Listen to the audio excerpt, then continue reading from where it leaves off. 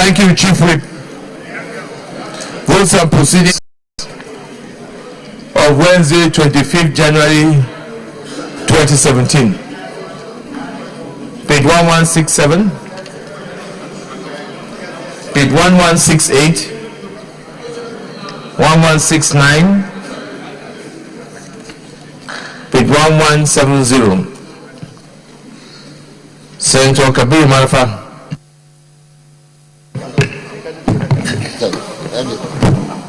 Who told you that?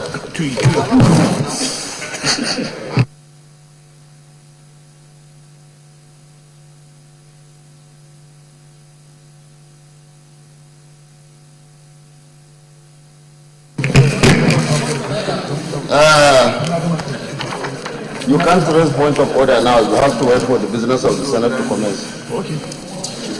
Thank you, Mr. President, my distinguished colleagues. Senator Kabiru Garba Marafa, CON, representing Zamfara Central. Arise. No, CON. There are conmen. Arise to move that the votes and proceedings of Wednesday, 25th January 2017 be approved and adopted. I so move, Mr. President. Senator Sani Abakadala, the Taraba North. Mr. President, Abubakar Sani Daladi, I rise to second the motion, the vote and proceedings of Tuesday, 25th January 2017. I so second. Distinguished colleagues, those in favor that the votes and proceedings of Wednesday, 25th January 2017 be hereby approved, say aye. Those against, say nay. The ayes have it. Votes and proceedings of Wednesday, 25th January 2017 is hereby approved.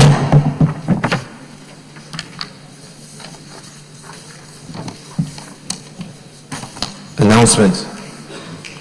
This is to inform all standing committee chairmen that there will be a meeting with the leadership of the Senate scheduled as follows: Thursday, today, 26 January 2017, venue conference room 022, 0 floor, Senate new building, immediately after plenary. Attendance is mandatory. Sir, Deputy Senate President.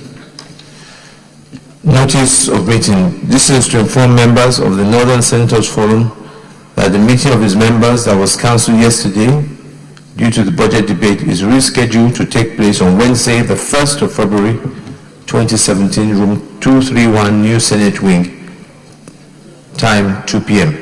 Signed, Senator Abdullah Adamu, Chairman. Petitions.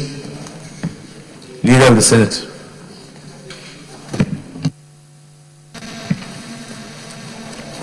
Mr. President, distinguished colleagues, the first business of the day is the presentation of the report of the Committee on Anti-Corruption and Financial Crimes on the screening of the following persons for appointment as members of the Economic and Financial Crimes Commission, EFCC, in accordance with Section 2, Section 3 of the Economic and Financial Crimes Commission Act 2003. 1. Nda Sule Moses, member. 2. Lawan Mamman, member. 3. Galadanchi Imam, member. 4. Adeleke Rafiu, member.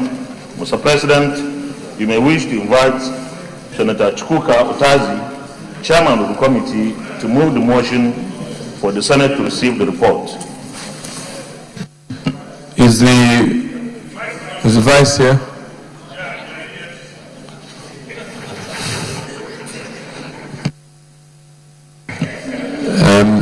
Leader, maybe we'll have to step that down. Both the chairman and the vice are not here. Mr. President, distinguished colleagues, in the absence of the chairman and his vice, I move that we step this report down, the presentation down, until another legislative day. I so move.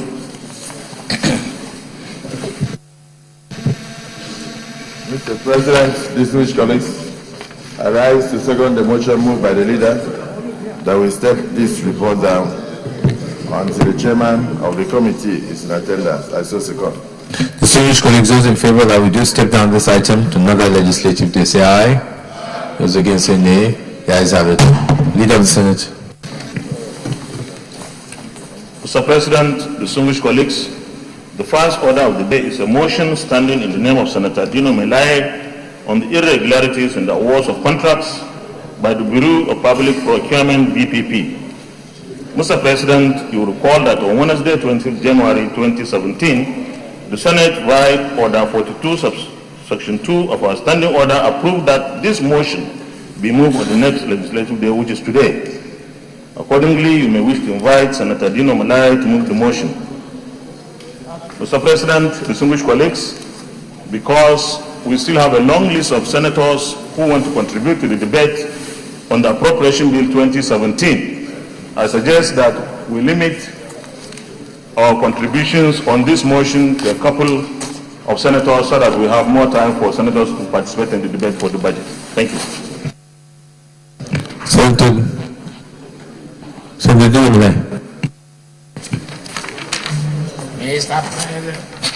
Mr. President, my very respected colleagues, Dino Melaye, Kogi West. Mr. President, my colleagues, I rise to move the motion on irregularities in the award of contracts by the Bureau of Public Procurement. And I also place the prayers, there's a correction, the last line, instead of 4, is 4, F-O-U-R. Yeah.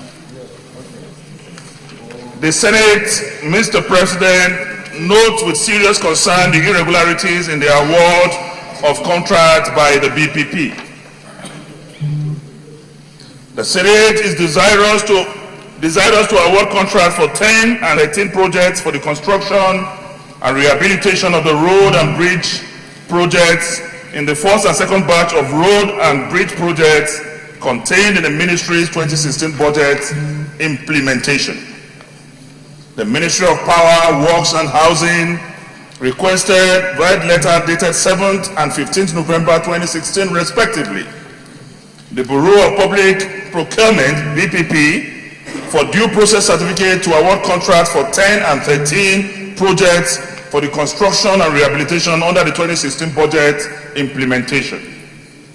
My respected colleagues, the Senate observes that BPP, in the exercise of its mandate in accordance with Section 5 and 6 of the Public Procurement Act 2007, informed the Ministry that there was no objection to their request, but later wrote back to the Ministry that the due process certificate of no objection cannot be granted to the Ministry in the award of the said contracts. Mr. President, the Senate observed that the BPP, in contravention of Public Procurement Act, went beyond its mandate to award the contract to companies not recommended by the procuring entity. For instance, the procuring entity recommended Dues Project Limited for the rehabilitation of Newman Jalingo Road for 11.7 billion. The BPP awarded the contract to Rock Bridge Construction Limited at 12.8 billion. Whereas the Ministry recommended the rehabilitation of Nnewi Nomhe Umburubu Nara Road project, sport to Obiagu Oduma, Don Matriz Global Limited, Resources Limited at 5.1 billion. The BPP awarded it to Arab Contractors Nigeria Limited at 6.4 billion. Aware that the recommended contract sum by the Ministry were already high and which ought to have been ordinarily reviewed downwards, the BPP went ahead and reviewed the contract upward and subsequently awarded the contract to companies not recommended by procuring entities in strict violation of Section 19 of the Public Procurement Act. The Senate, Mr. President, my dear colleagues, therefore resolves accordingly to direct the Committee on Public Procurement to carry out a comprehensive investigation into the matter and report within 4 weeks. Mr. President, This is a straightforward motion, and since it is going to be investigated, I will not want us to belabor it because it is still going to undergo investigation by the relevant committee. But the point to note here, sir, is that I only gave two examples of contracts inflated by PPP. By the time you go through the documents, more than 4 companies were recommended without going through the pre-qualification and technical evaluation that is required by the ministry. And the stipulated price of the contract inflated against the provisions of Public Procurement Act. And this is a dangerous trend, a situation whereby a referee is also helping a team to score a goal, has shown that there is bias, because he who must come to equity must come with clean hands. And since the PPP is supposed to help our government save money, and PPP is now the one involved in racketeering and contract inflation, it is, even now, the PPP is even involved in award of contracts, because this contract was awarded by PPP, not by the Federal Ministry of Works, Power and Housing. And this is in contravention of our established laws, and this Senate being the House of the People, and the 8th Senate particularly, we have championed the fight against corruption, and we must fight this corruption irrespective of whose oars is God or who is involved. I want to thank the Senate for your attention, and I also appeal that we do not waste so much time on this so that we can concentrate on the budget. I thank you for listening. Who is seconding this, Deputy Senate President? With due respect, Your Excellency, distinguished colleagues, I rise to second this motion, and I also like to caution that since it's going to be an investigation, that will limit our contributions. More so when this is very technical. I'm aware that there are thresholds regarding award of contracts, what the minister can do, what that needs to go to Federal Executive Council. I've not seen the mention of Federal Executive Council here. So I believe that if our committee goes into this, they'll find out the detail of what happened. But the point I need to make here, sir, is that our procurement process needs to be sensitive to the our seasons. Presently, we are in dry season. So if contracts be awarded for road construction, I believe that whatever investigation we are doing should not prejudice the continued performance of that contract. Because if we do, it means that by the time we get into the rainy season, these people will not be able to work again. And in the past, some of our investigation has been able to stall the work of government, because we recall that the issue of the second runway was stalled because of the investigation we had here.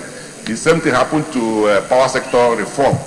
So we were ruled back a couple of years because of the investigation the House of Reps carried out in the power sector.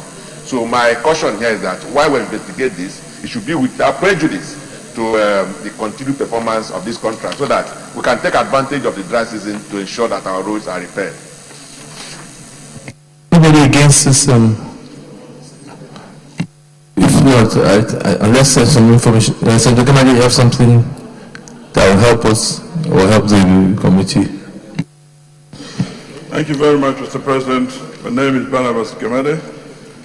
I rise to also lend my voice in support of this motion, and also just iterate a little caution on the issues involved. The committee to investigate is specific, and that is by the recommendation of the motion committee on public procurement. There are issues that are technical that should be taken into consideration when the committee goes into its own investigation. Road construction today has become very important to maintain certain standards, because construction in Nigeria is being done in a manner that the road gets destroyed so quickly, and there must be strict adherence to certain levels of quality performance. From the list that I have seen in this motion, the two first-in companies appear to have a history of road building. The two that were initially recommended don't seem to have obvious records. But this is a matter which the Committee on Procurement should look into very carefully. So I caution that technical issues should be considered very, very critically in looking at this matter. Thank you. See, we should go straight to the prayer. There's only one prayer here. Direct the Committee on Public Procurement to carry out a comprehensive investigation into the matter and report within 4 weeks. Yeah, Senator Manja. Mr. President, my respected colleagues, that's a very simple amendment because of the technicality that is involved and the ministry that is also involved. It's not just procurement now, but also Ministry of Works. So my humble view is that it is better for procurement to take the lead and Committee on Works to also be part of that investigation process. Any seconder to the amendment? Yes, Senator Binta.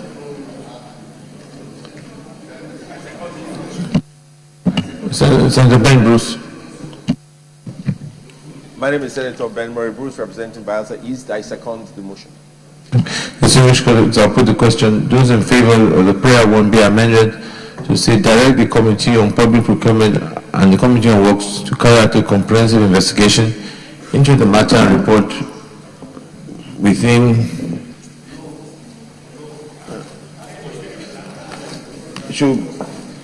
into the matter.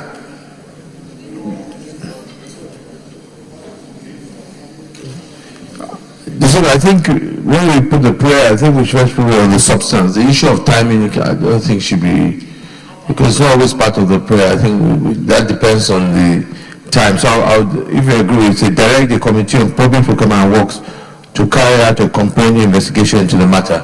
Those in favor of prayer when as amended, say aye. Aye. Those against, say nay.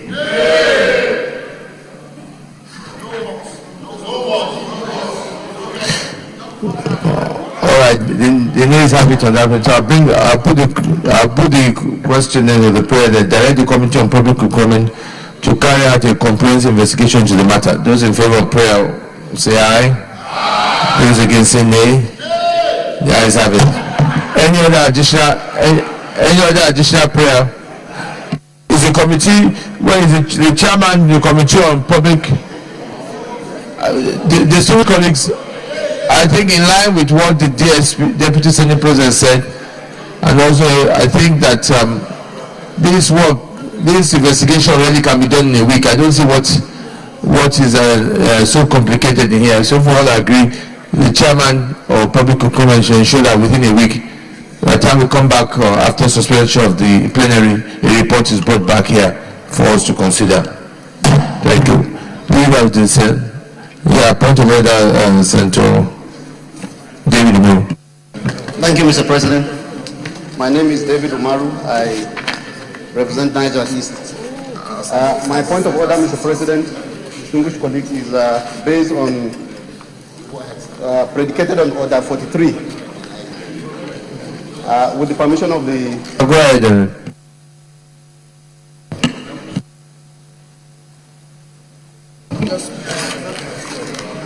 And the leave of President of the Senate, a senator may make a personal explanation, although there be no question before the Senate. But no controversial matter may be brought forward, nor may debate arise upon the explanation. The terms of the proposed statement shall be submitted in detail to the President of the Senate when his leave to make it sought. Mr. President, distinguished colleagues, on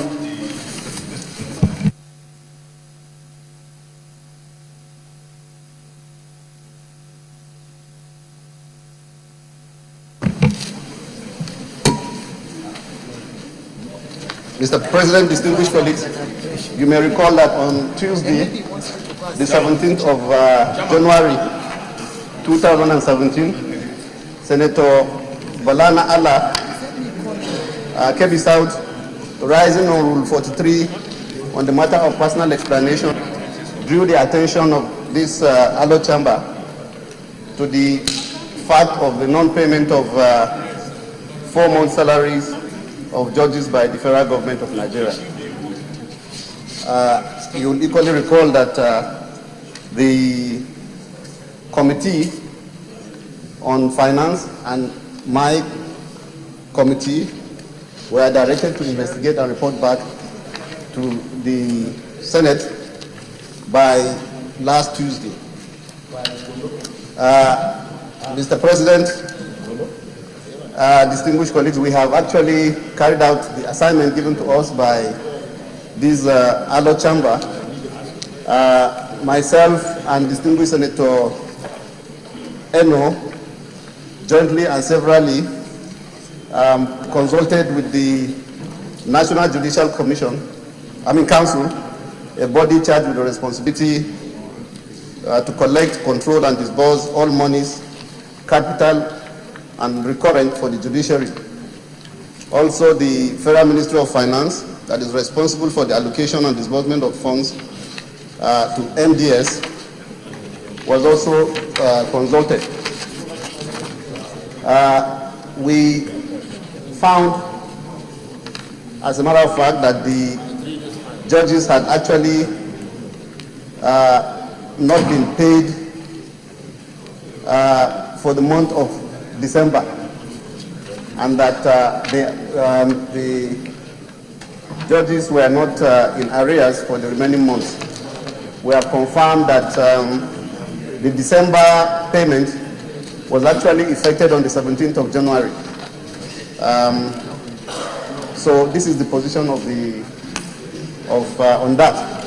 So we felt that it is necessary to let this honorable chamber know that there is no outstanding salaries being owed judges. Thank you, Mr. President.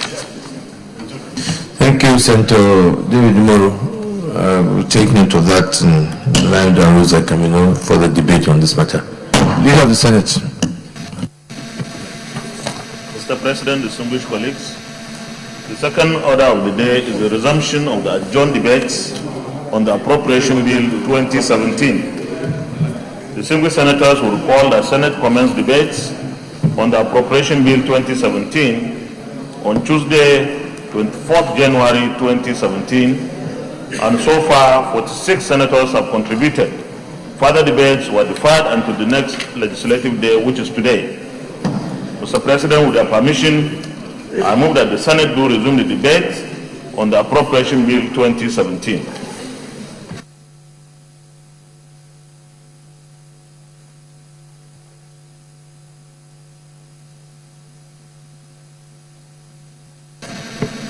Mr. President, my distinguished colleagues, I rise to second the motion moved by the leader that the Senate do resume the debate on the 2017 budget estimates. I so second. Distinguished colleagues, those in favor of the motion that the Senate do resume the debate, say aye. Those against, say nay. The ayes have it. Distinguished colleagues, like today we have a number of senators, I think about 30. I would like to appeal that we be very efficient with our time. I will appeal also we have our contribution to 3 minutes so that we can give everybody an opportunity to speak. So we'll start off with the Senator Ibrahim Abdullah Dambaba. Oh, was absent. Senator Baba Kakagabai.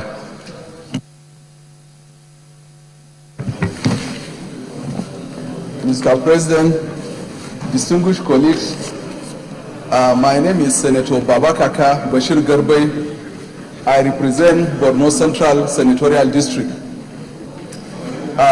Thank you very much, Mr. President, for recognizing me to contribute to this ongoing debate on the general principles of the budget 2017. Politics, according to Tip O'Neill, is local, and all politics is local. I am actually trying to highlight on certain issues affecting my constituency that is Borno Central Senatorial District. Before doing that, Mr. President, distinguished colleagues, I would like to draw the attention of this distinguished Senate to statement credited to Senator Jibril Aminu yesterday when he came with other stakeholders in the Northeast in order to pay courtesy call on the leadership of the National Assembly. Professor Jibril Aminu says that 100 years ago, German scientists predicted that there would be crisis in the Lake Chad region. That is the northeastern part of the country, the Darfur region of Sudan, the northern Cameroon, Chad, Niger Republic, and also the northeastern part of Nigeria. So there was also a report from the World Bank report, which says that northeastern part of the country, Darfur region, Niger, northern Cameroon, and also Chad, they are the poorest places on earth, and hence the emergence of Janjaweed militia and Boko Haram insurgency in the northeastern part of the country. Mr. President, distinguished colleagues, I would also like to draw the attention of this distinguished Senate that there was a report produced by the World Bank in partnership with the European Union and the Presidency on recovery and peace building assessment,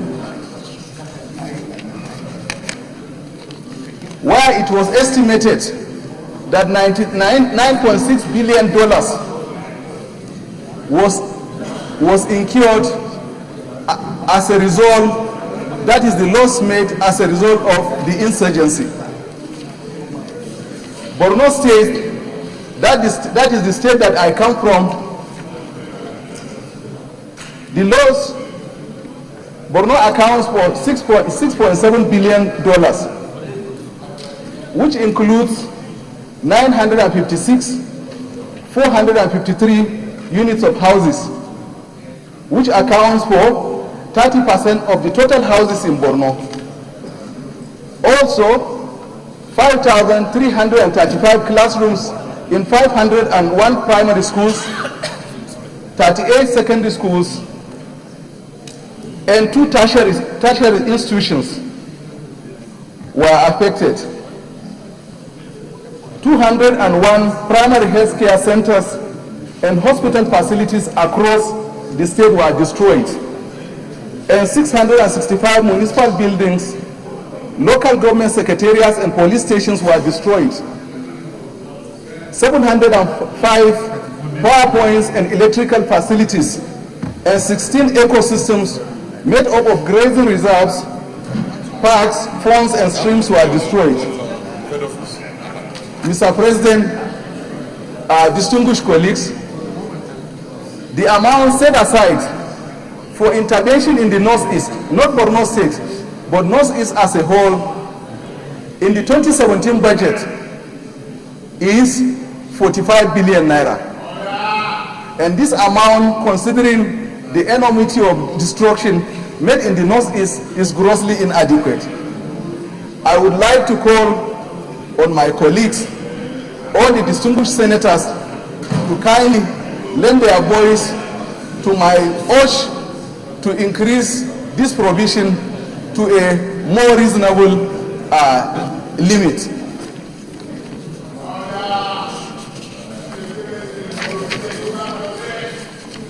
Mr. President, distinguished colleagues, in all the contributions made by distinguished senators since this debate started, there have not been very serious efforts made towards talking about the population growth in this country. Nigeria's population at the current rate of 170, according to UN APA report, it will double after every 23 years. So by the year 2020, Nigeria's population will grow to 210 million, and 2030 it will grow to 270 million, and by the year 2050, Nigeria's population will grow to 440 million. Nigeria by then will be third most populous nation in the world, after it will surpass even the United States of America. It is with desertification, hopelessness, and also high maternal infant and maternal mortality. This is a recipe for disaster, of more serious crisis to come. So because of that, it is high time that we should all wear our thinking cap in order to wriggle out of this mounting problem of population.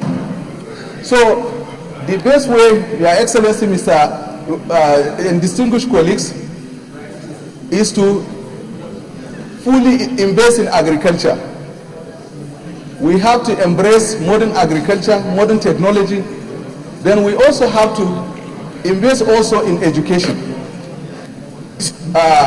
Mr. President, distinguished colleagues, the current estimate of 90 billion naira, or the allocation of 90 billion naira to agriculture, is grossly inadequate. So because of that, I would like to call on my colleagues, all the distinguished colleagues, to really beef up the allocation to agriculture. If we really want to diversify our economy, we have to embrace agriculture, and really the allocation to agriculture should also be increased. So thank you very much for your understanding. I raise my case. Senator Mohammed Hassan.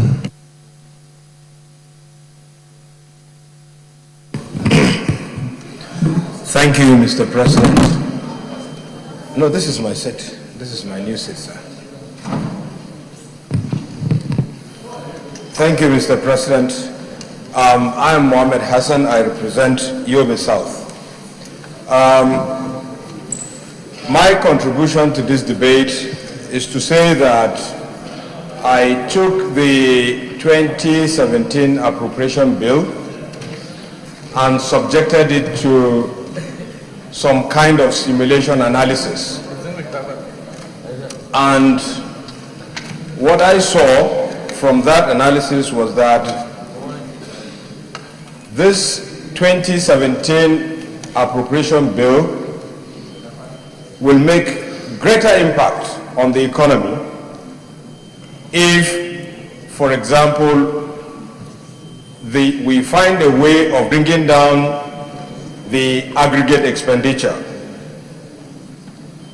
Now, this analysis has shown that we will have the highest impact on the Human Development Index by increasing the national income from what was proposed on the bill from 107 to 110. I mean the GDP projection. Two, this is informed by the forecast made by the IMF, saying that Nigeria will experience a positive growth rate in 2017. Thirdly, the issue of the retained revenue. The retained revenue as we have on the appropriation bill is overstated and unrealistic. I would suggest we go with the initial proposal as it was on the MTEF, which says, or which suggests that the 4.1 trillion, 4.16, that way the deficit will come down and the Human Development Index will be better. As I said, the impact of reducing the aggregate expenditure and bringing down or increasing the national income will have a better impact on Human Development Index and job creation. I think that is the way to go. How do we bring down this aggregate expenditure? I think it is very, very important for the individual standing committees to go through these estimates line by line and identify those fictitious and repetitive items on the budget. That will help to bring down the aggregate expenditure and improve on the Human Development Index and job creation. Thank you, Mr. President. Senator Adamu.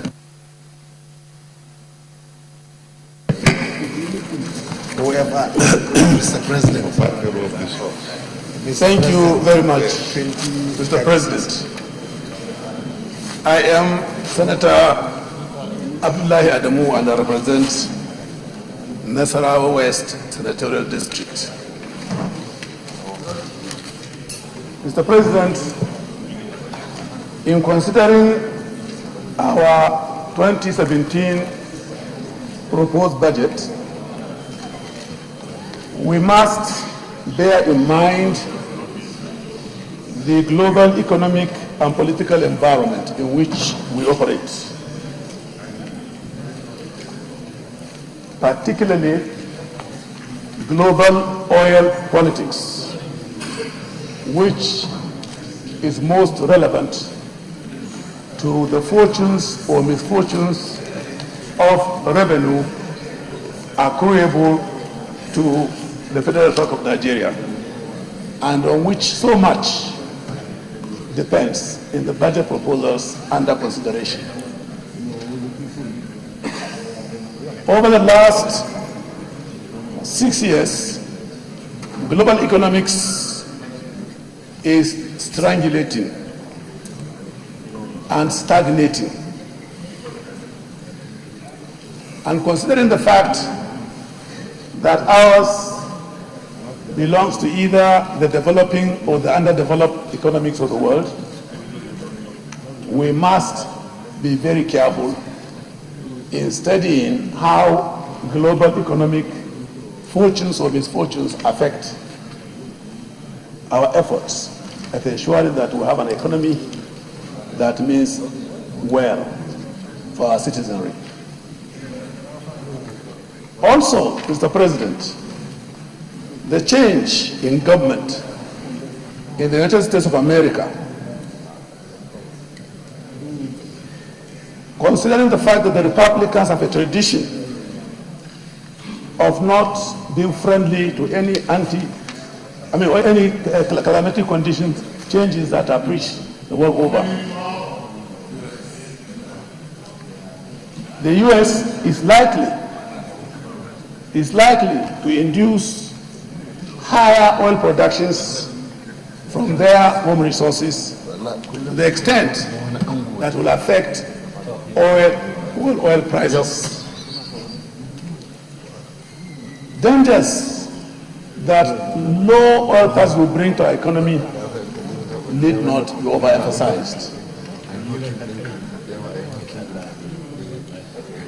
In considering the budget proposed, I want to start by commending President Muhammadu Buhari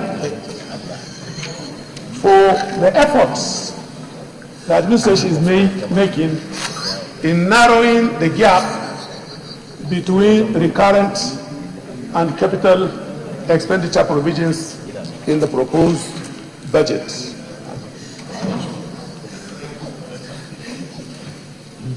I believe very strongly that whatever monies we can garner from reducing recurrent and increasing our capital will go a long way in inducing development, much needed development in infrastructure development. On roads, the railways, coastal waterways, electricity, and the provision of water for human and industrial consumption.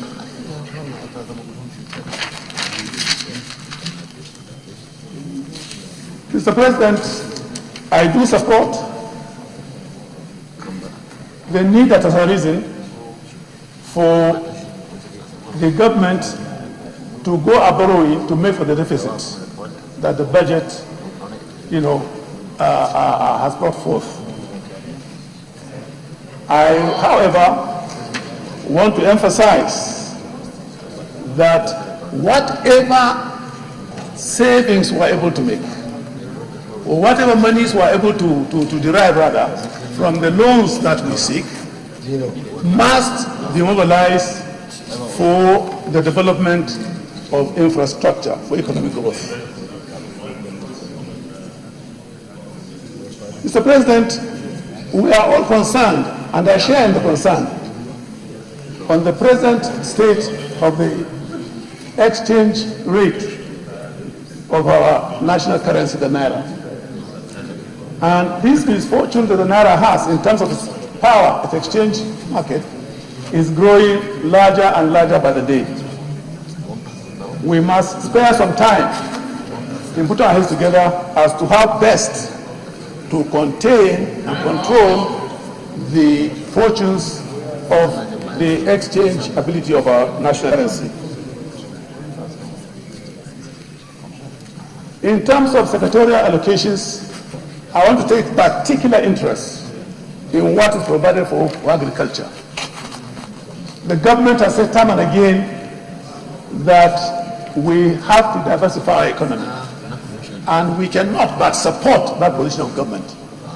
But the allocations to agriculture and solid mineral leaves much to be desired. We appreciate the depth of the lack of sufficient money available to government. But when you see that only 1.69% of the total budget allocation is allotted to agriculture, then there is need to give that sector a little more attention. Because most of the problems, socio-economic problems that we have, the baseline is agriculture. A hungry nation is an angry nation. And unless we take care, what's happening in the Northeast as an example, part of it, the main cause is the fact that people cannot afford to eat, to have 2-3 square meals a day. And if we are not able to take care of this fundamental problem, which is the main principle governing the responsibility of every government anywhere in the world, is to provide or to protect life first, and then property. And you can't talk about protecting life if you can't protect the feeding of your citizenry. Senator Blago, you kindly conclude, please. Highlight our concern from those of us who come from the north central zone of this country, that the program on the railway development in Nigeria has not taken 1 meter of length of railway in the north central zone. And this is of great concern to those people who elected us here. Mr. President, notwithstanding the concerns being expressed on the allocation to the various sectors and subsectors, this 2017 budget proposal remains the best budget of the Federal Republic of Nigeria for some time, last 6-7 years. The fact that we are struggling to pull the economy out of recession, it seeks to invest in our people, it seeks to lay a solid foundation of diversified economy and inclusiveness, and I assure for all of us sustainable growth. I lend my voice in commending Mr. President and this administration for the well thought out budget that we have. Thank you, Mr. Thank you. Minority Leader.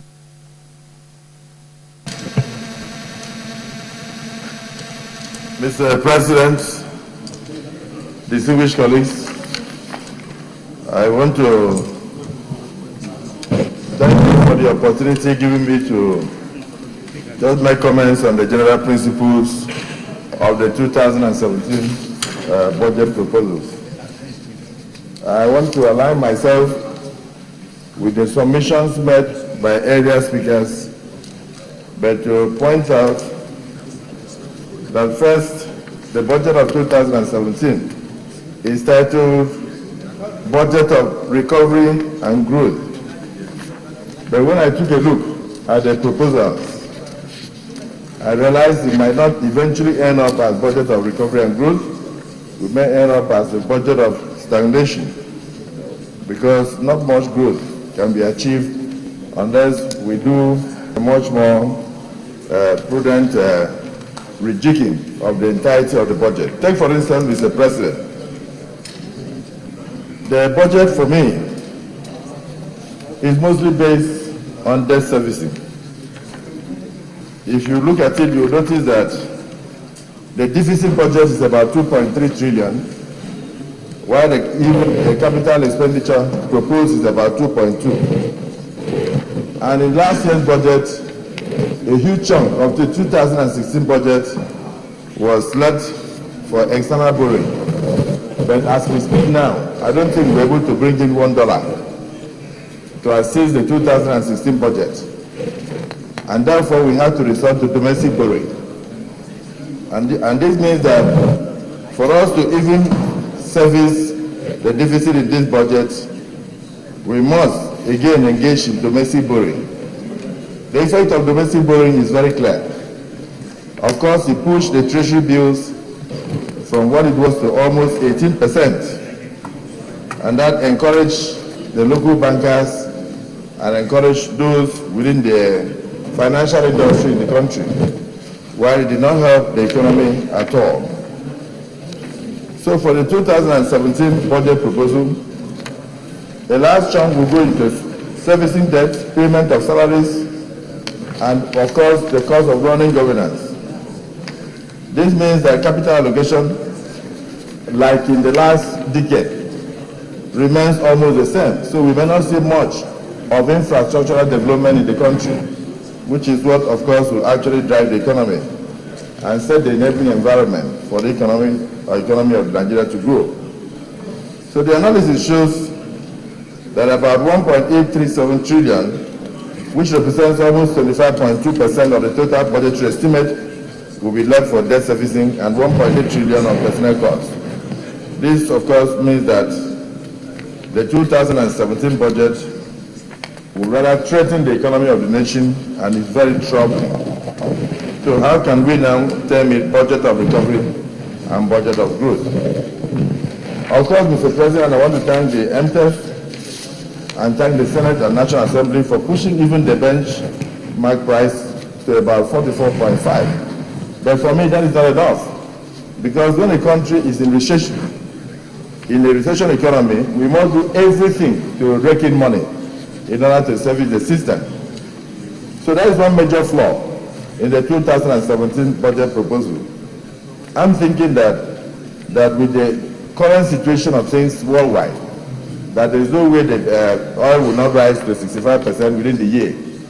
And I think $65 per barrel within the year. So I'm thinking we should ensure that we even bring more money to the economy by pushing up this benchmark price to something like $50 per barrel. And that's not too optimistic, bearing in mind that the cost of producing shale oil by America is about $48. And I think worldwide, they will do everything possible to ensure that they meet up the cost of the production. So, Mr. President, another major flaw that is made this year is the very ambitious increase to 4.9 trillion in the 2017 proposal, particularly when the federal government has failed to meet its revenue target. due to low prices in the first quarter of 2016 and disruption of the crude oil production. As of September 2016, we're already down by about 25% in what we projected. And so, government has tried that in the non-oil revenue projection, they have been able to lower it by about 5%. And then, of course, there was a bit of pragmatism exhibited in the aspect of also trying to lower the expected revenue projections in the non-oil sector. But this is all countered by an increase of 140% in federal government's oil revenue projections, and the oil revenue projections cannot be increased by 140% when the indices of oil production have not been totally countered. For instance, you look at the issue of militancy, the breakages of pipelines, vandalization, and all that. If those issues, if those issues are not well resolved, there is just no way we can have 140% increase in federal government's oil revenue projection for 2017. So I think this is very ambitious, and if anything happens, it will bring a major shock into the entirety of the system. Then, Mr. President, I want to also suggest that we must find a way to abridge the leader is speaking. I want to also suggest, Mr. President, that we must find a way to harmonize the exchange rates. We can't operate 3 exchange rates and expect the economy to move. This is another thing that is very worrisome, because when we are looking at what is happening now, it's almost like some people are gaining from the 305 naira per dollar, while over there businessmen are doing business at 498 and all that. And at the end, you remember the 2016, we're looking at 197. So when you look at the 197 naira per dollar, and then you look at the 305, and the budget in 2016 was about 6 trillion. This one is 7 trillion. And that one was based on 197 per dollar, naira per dollar. This one is 305. So really, the budget has actually gone down. We are not putting more money into the system in order to reject the system and bring out the country from inflation. So the false use of inflation alarm in the budget of 2017, insisting that government should not ever adopt quantitative easing coming from the same local holders, talking about mostly the banks, and of course their top counterparts in the CBN, and then the DMO. This should remind us that there is no way the same beneficiaries of the trillions that we use on debt servicing, we can allow the government to pay off the debts. They rather insist that these debts remain. So there is no doubt that serious inflation is bad for the economy. But then there are 2 types of inflation, the healthy and unhealthy types of inflation. The healthy inflation is the one that is caused by economic expansion and of course modernization of the infrastructure as a result of diversification of the economy, and this of course will warrant massive public spending. But of course the unhealthy one is the one that we put strictly into servicing of debts, and that will lead to stagnation and inflation. Mr. President, you are aware of this. So why stagflation? Is because we are over 95% import dependent as of now. We are just about to produce toothpick in Nigeria. So 95% of what we bring in is import dependence. There is no way the economy can grow, importing virtually everything that we consume. So the cost of borrowing, if not well addressed, will affect the infrastructural development of the country.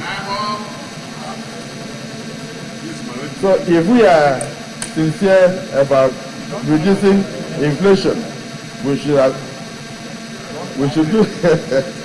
do much work in ensuring that the very high cost of doing business in Nigeria is taken into consideration.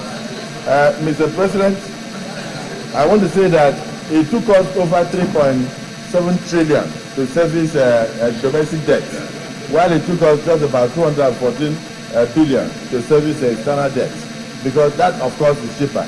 But if what we borrowed in 2016 to fund the economy was 95% from just domestic, that means the reality is that Nigeria is now in a deeper hole than we expected. And so how can we recover when we have sunk into a much deeper hole in 2016? And then the 2017 It's also the projection that we are going to borrow to service this economy is based on the external borrowing. But the external borrowing never came. We did not receive $1. And so we ended up with domestic borrowing up to 95%. So this time around, if we go the same way, I believe that what we'll have must not be a budget of recovery. Let me quickly end by saying, Mr. President, that the question that now arises is that why not minding that external borrowing is cheaper and concessional? Government prefers domestic borrowing. The government, as it is, prefers domestic borrowing. But I don't think much effort was made to ensure that we obtain external borrowing. And that, of course, is costly to service, is short-term based, and also crowds out the real sector growth. Because what it does is that because government is borrowing so much from the banks, it means that businessmen are not able to borrow. It means that it has pushed up the cost of getting funds for other businesses and for development. And that, of course, will affect even the creation of jobs. I think the chief don't... Please let us keep to the rules that we've all agreed. Out of respect of all our colleagues, please. So if you can conclude now. Thank you. Mr. President, let me end by saying that the Niger Delta is very key to the economic recovery of the country. The Niger Delta is key. And I've noted that we have about 29 billion slated for fighting vandals in the Niger Delta. If this amount is actually injected into fighting the causative elements of the reasons for vandalism, I think it would have been better. But I must commend the government for increasing the cost of the amnesty program to about 65 billion. I think that will help a lot to assuage the feelings of the people and reduce the militancy in the area and help us in the area of stabilizing the oil production. And on the whole, I think much work needs to be done so that the 2017 budget will not, instead of becoming a budget of recovery, result in a budget of stagnation and deeper fall into indebtedness. Well, since there is no time, I will leave it to the Chief Whip to do the remaining submission. Thank you, Mr. President. Senator Gobri. Your Excellency, distinguished colleagues, my name is Ibrahim Gobir, representing Sokoto East. I'm going to digress a little bit, trying to look at the sector of the economy, starting with administration, the economic portion, infrastructure, security, and social service. In the economic sector, we are looking at agriculture, rural development, petroleum resources, solid minerals, and trade and investment. While in the infrastructure area, we are looking at the communication technology, environment, federal capital territory, Niger Delta, science and tech, transport, water resources, works, power, and housing. Then, if you look at the security aspects, we are talking about defense, interior, office of national security, advisor, police, formation and command, police service commission. On social, of course, education, health, culture, employment, women affairs, and youth development. Then, in fact, I tried to separate all these areas.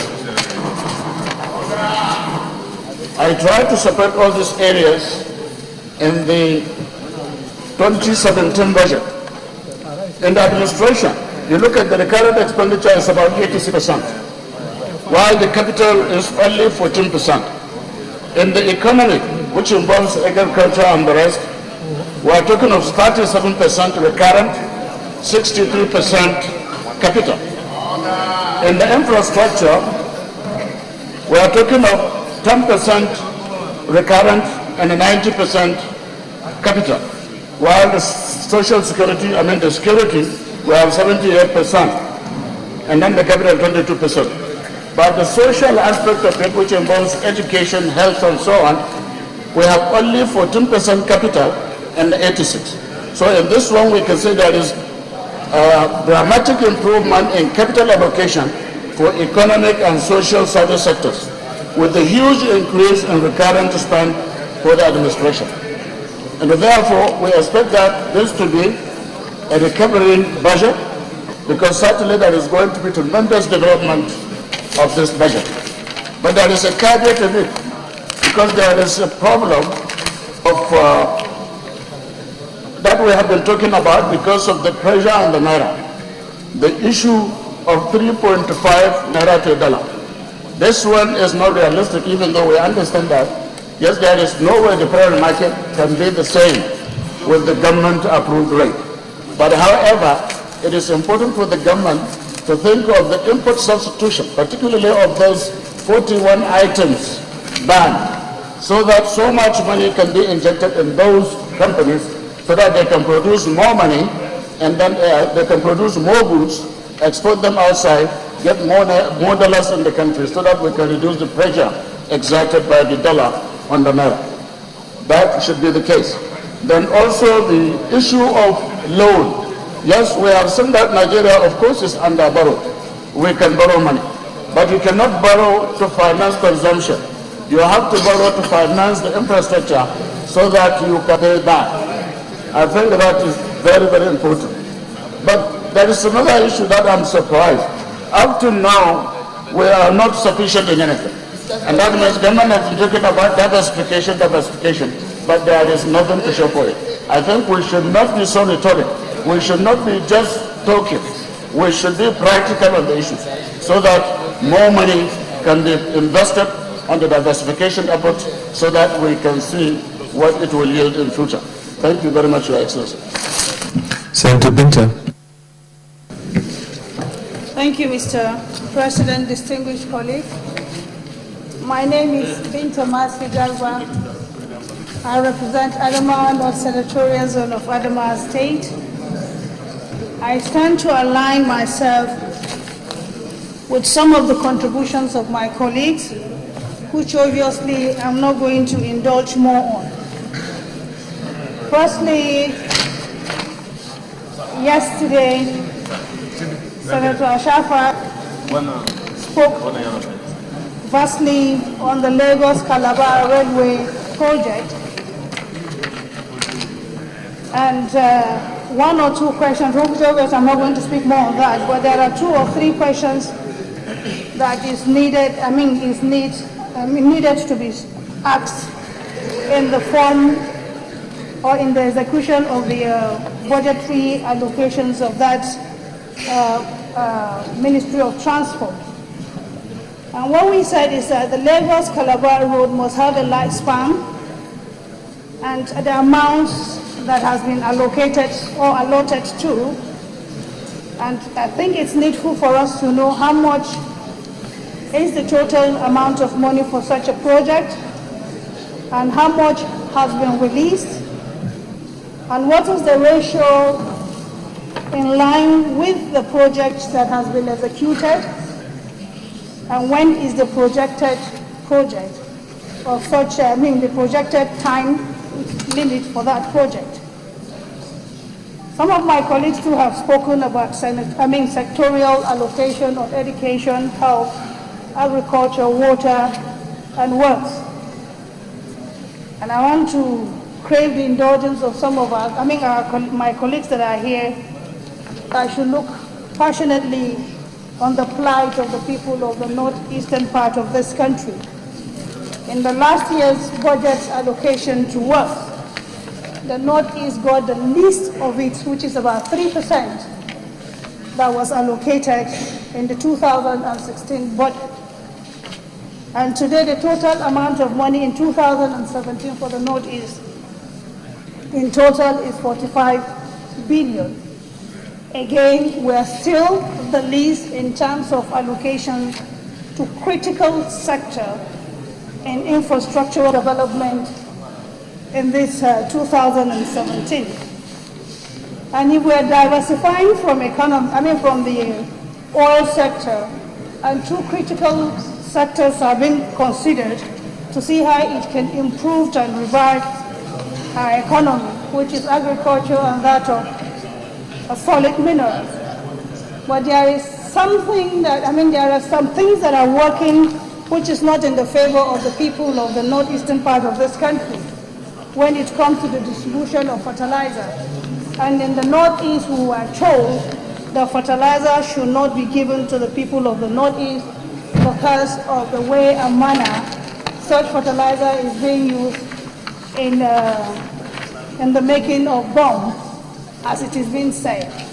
But so I even looked at the northeastern part of this country. Most of the states are agrarian in nature, and the people, 75% of them are more of farmers. And again, on the indirect or the small scale. And if they don't have that fertilizer, definitely the output of the agricultural products might not be something that one will be proud of. So I think I want to crave the indulgence of this Hallowed Chamber to look critically in the distribution of fertilizer so that the people of the northeastern part of this country can have a bumper harvest this year with the projections that we ought to be self-reliant in food production. And lastly, Mr. President and distinguished colleagues, we've seen the medium-term framework, and I will still re-echo that if we have a 3-year plan for a projection of infrastructural development, we must critique the medium-term framework in vis-a-vis with the previous budgetary allocation to some sectors in the economy and in the ministry, in the MDAs, vis-a-vis even this 2017, to know if indeed we're working in line with what was passed as the medium-term framework, and to see that it is working in accordance with what we've passed. And again, the crude oil price, which we said, I concur with 44.5%, and even the productions of our crude to about $2 million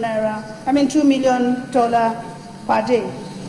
I want to thank you most sincerely, Mr. Sir President, for giving me this time. Thank you. Senator Kumi, Georgia Kumi.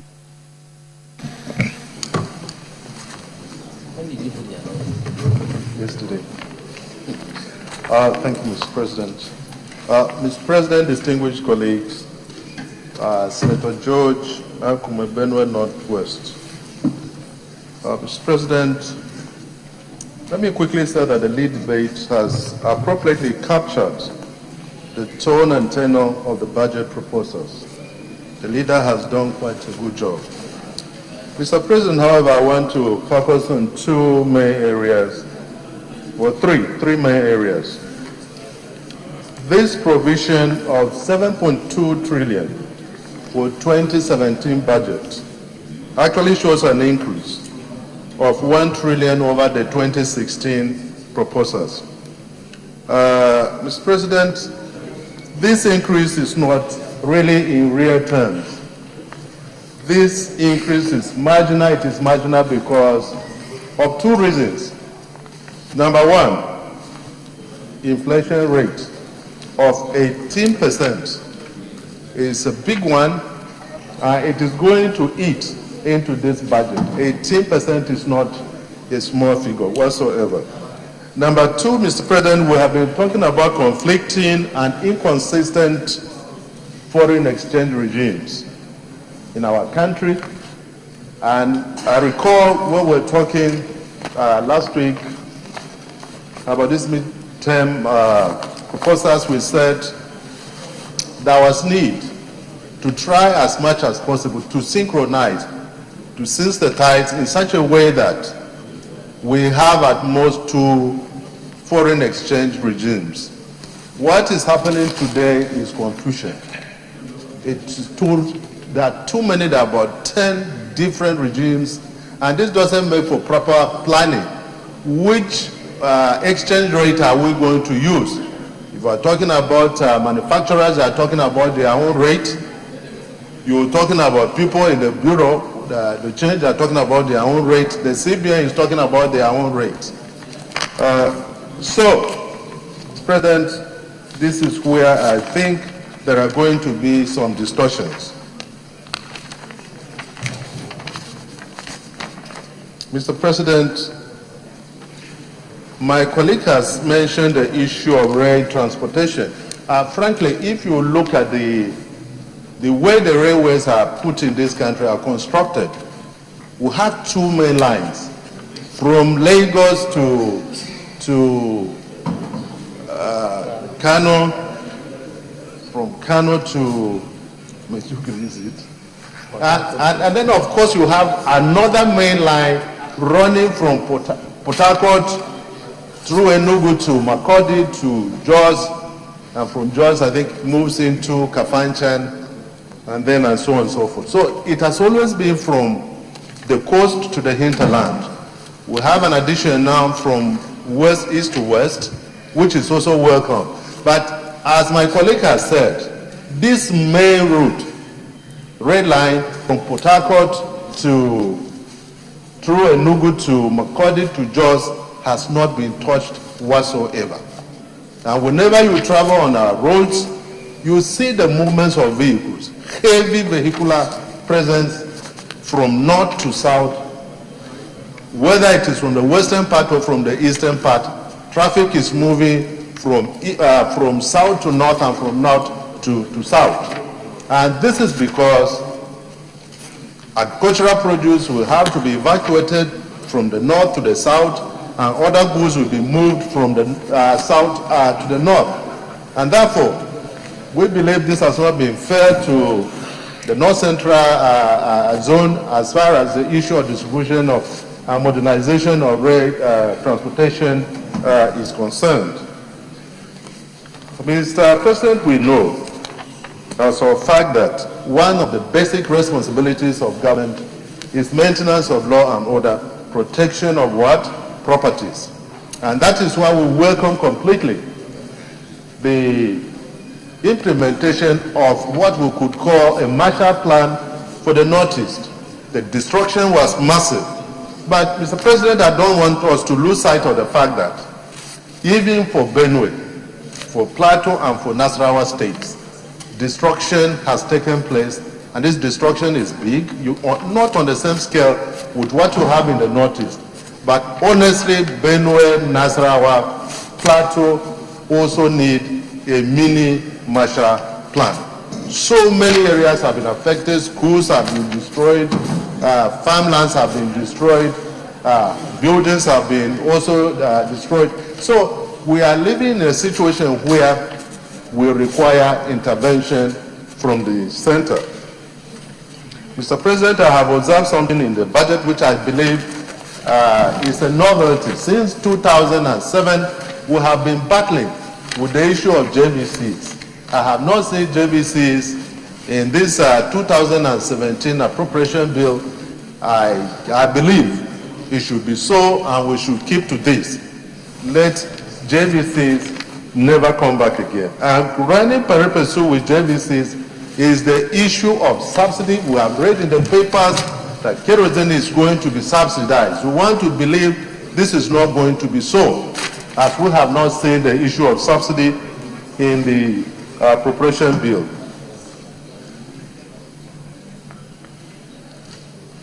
After all, as I put here, General Abacha was able to run the oil industry without having anything to do with JVCs.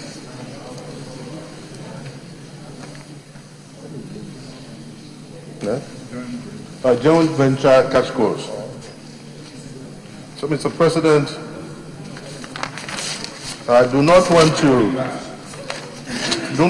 take too much of your time, but I want to say that this proposal, the bill is quite a marked departure from what we saw in the 2016 appropriation bill. And therefore, I believe we will do everything we can so that this can be done, pass on time for early implementation for the benefit of our people, for the benefit of the economy. Thank you so much for the opportunity. Thank you very much. Senator Shobagafej.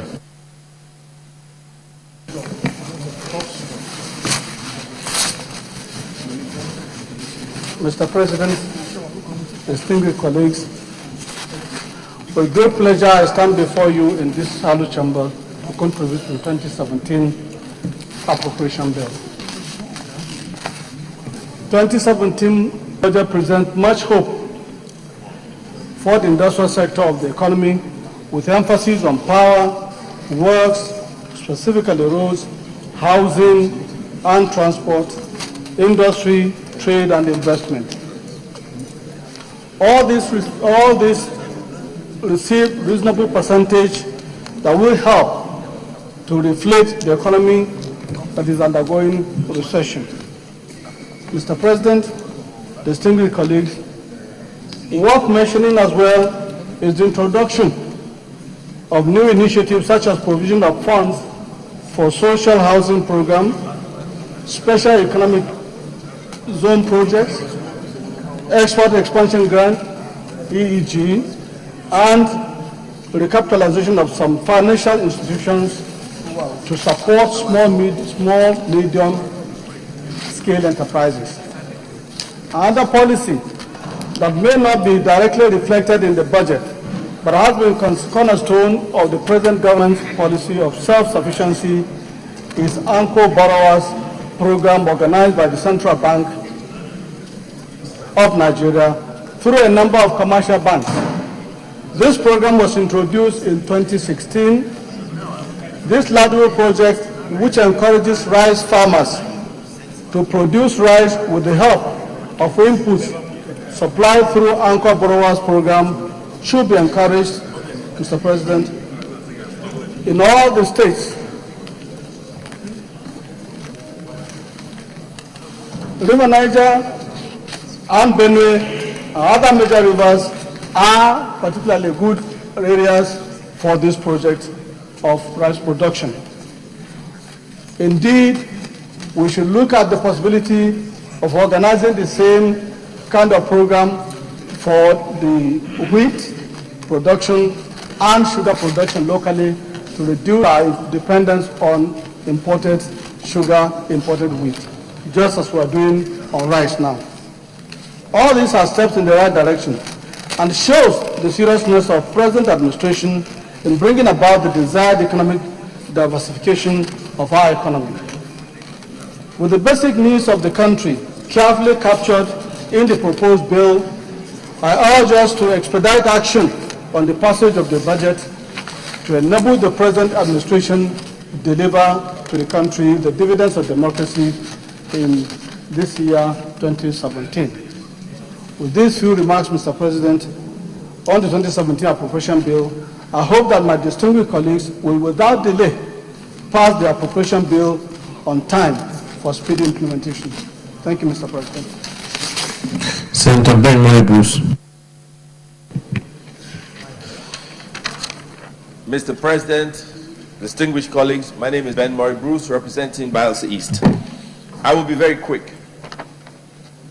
I will raise maybe 4 issues, and I'll start with the FX regime, which is very troubling. The FX regime is like Senator Marafa having a party in his new mansion in Zamfara. And he calls all of us to a party. When we get there, he has 9 bands playing, 9 different songs. Then he tells all of us to start dancing. So Senator Yahaya Abdullahi gets up to dance, and he's dancing with Mrs. Olujumi.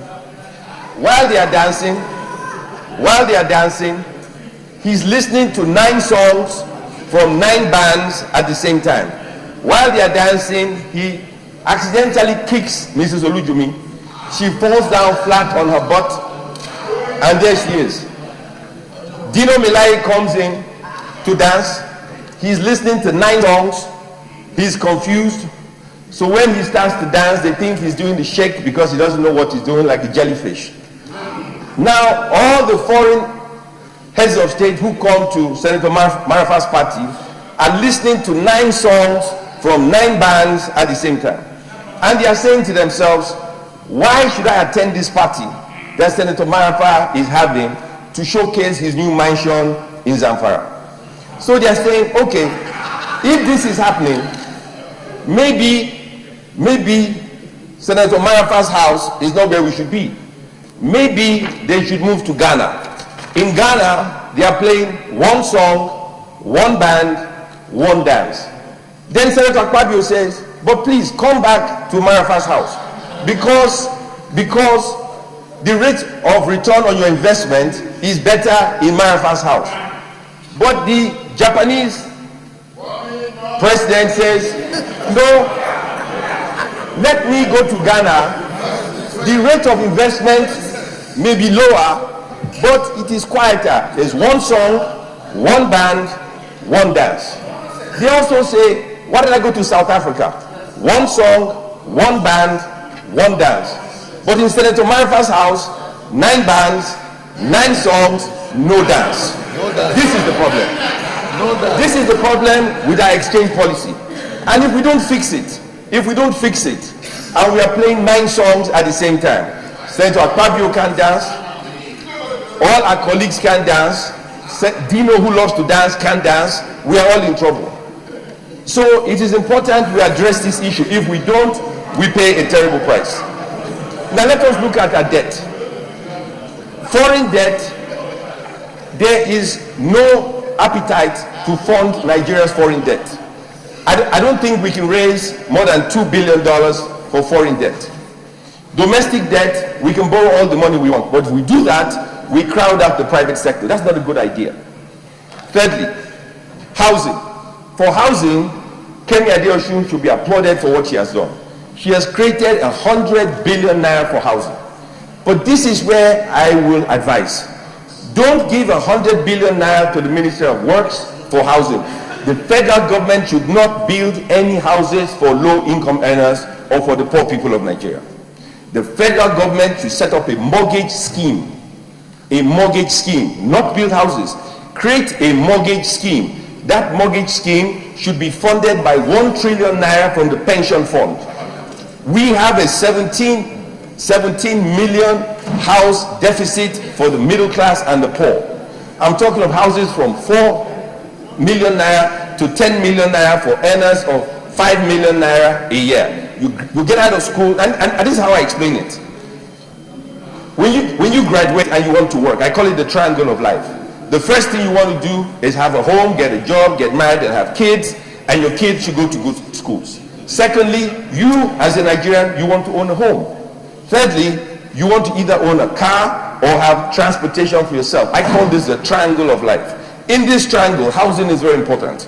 100 billion naira will build 13,000 houses if they give the money to the Ministry of Works. 1 trillion naira, which we already have, we don't have to borrow it from the pension fund and create a mortgage system with single-digit interest over a 20-year period. Anybody in this room, the cameramen, the producers, the directors, anybody in this room, anybody who has a job can apply, get some money from the mortgage system over 20 years, single-digit interest. That individual would be able to own a house. And for 1 trillion naira, you would have almost 300,000 houses a year to fill the gap of the 17 million house deficit we have. In addition, what you get from pension, in addition to that, you can add it to it, and all of a sudden, we are talking about a 600,000 naira housing project in Nigeria, funded by the private sector. Do not need any money from government, because demand and supply will solve that problem. All you need is create a mortgage system, which we can. The money already exists from the pension fund. They have 7 trillion naira, we take 1. We don't need to borrow any money. It does not affect our balance sheet in any way, but you make 300,000 to 600,000 families in Nigeria happy because you do that. I say this for 2 reasons. One, the triangle of life. This administration would have fulfilled one part of it. When we discuss the automobile policy at another day, I will deal with that, because you also need a system where you can borrow money. And finally, if we fix FX system, Mr. President, we will solve a significant problem. The FX system is partly responsible for inflation, partly responsible for the recession, partly responsible for the high misery index in Nigeria. That has to be fixed. And as I leave you now, let me say this. Nigeria needs 1 band, 1 song, and 1 dance. Thank you very much. Senator Abukari. Senator Jeremiah Hussaini. Senator Yaya Abdullahi. Thank you, Mr. President. My distinguished and highly respected colleagues,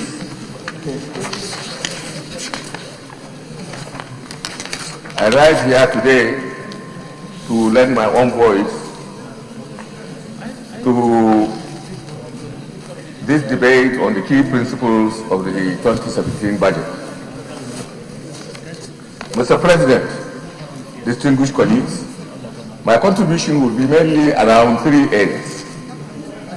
The first one is the consideration that a lot of the problems, particularly in the capital and the recurrent budgets, I will dare say, are the problems that we, at committee level, we are not doing our jobs properly. Why am I saying this? I was there and I know what I'm talking about. Committees should do due diligence at the committee level to ensure that we take into account always the provisions that have been made in the previous budget when looking at items that are contained in the new one. And we should also use the experiences that we have garnered during our oversight visits to know especially which kind of projects need funding and which kinds of projects do not. From my own experience, we can be able to really slash recurrent expenditure by more than 25% if at the committee level we really sit down to do proper due diligence by looking at each item of expenditure and completely in support of the issues that have been raised on the first day of this debate by Senator Abaribe and today by my friend and colleague Senator Mohammed Hassan. Let us go through the capital budget by making prioritization. We should give special attention to the funding of major infrastructural projects that have rational, national or regional impact so that we can make this project a funding priority. Secondly, we should ensure that all ongoing projects that we might have visited during our oversight visits are funded to completion. Thirdly, we should ensure that all projects that have been completed are paid for. Because this is the only way in which we can have public confidence in the government. The truth is that, Mr. President, non-payment for duly executed public works and services by the government has its credibility, it has the people, it has the economy. Fourthly, Mr. President, in this area, we should ensure that there is a wider spread and even spread of governmental expenditure. And the only way you can ensure this is to ensure that you fund and execute constituency and local projects as recommended by members of this National Assembly. I will come to the importance of this in the later on in my presentation. Now, in the current budget, we are quite aware that there has been a lot of issues that have been raised by day before yesterday by Senator Abadibe. You come and claim that you are buying 300 million naira worth of computers last year. Today, the same 300 million or 400 million again you are buying computers. What happened to the computers that you have done last year? So please, at the committee level, we should do due diligence. Look at what had been approved last year, eliminate that amount of money and introduce only maintenance costs. There are so many of these kind of items in almost all the MDAs, and I know what I'm talking about. You look at training funds. Foreign training for non-technical work is not required. make all the training as much as possible, local training through the public service institute.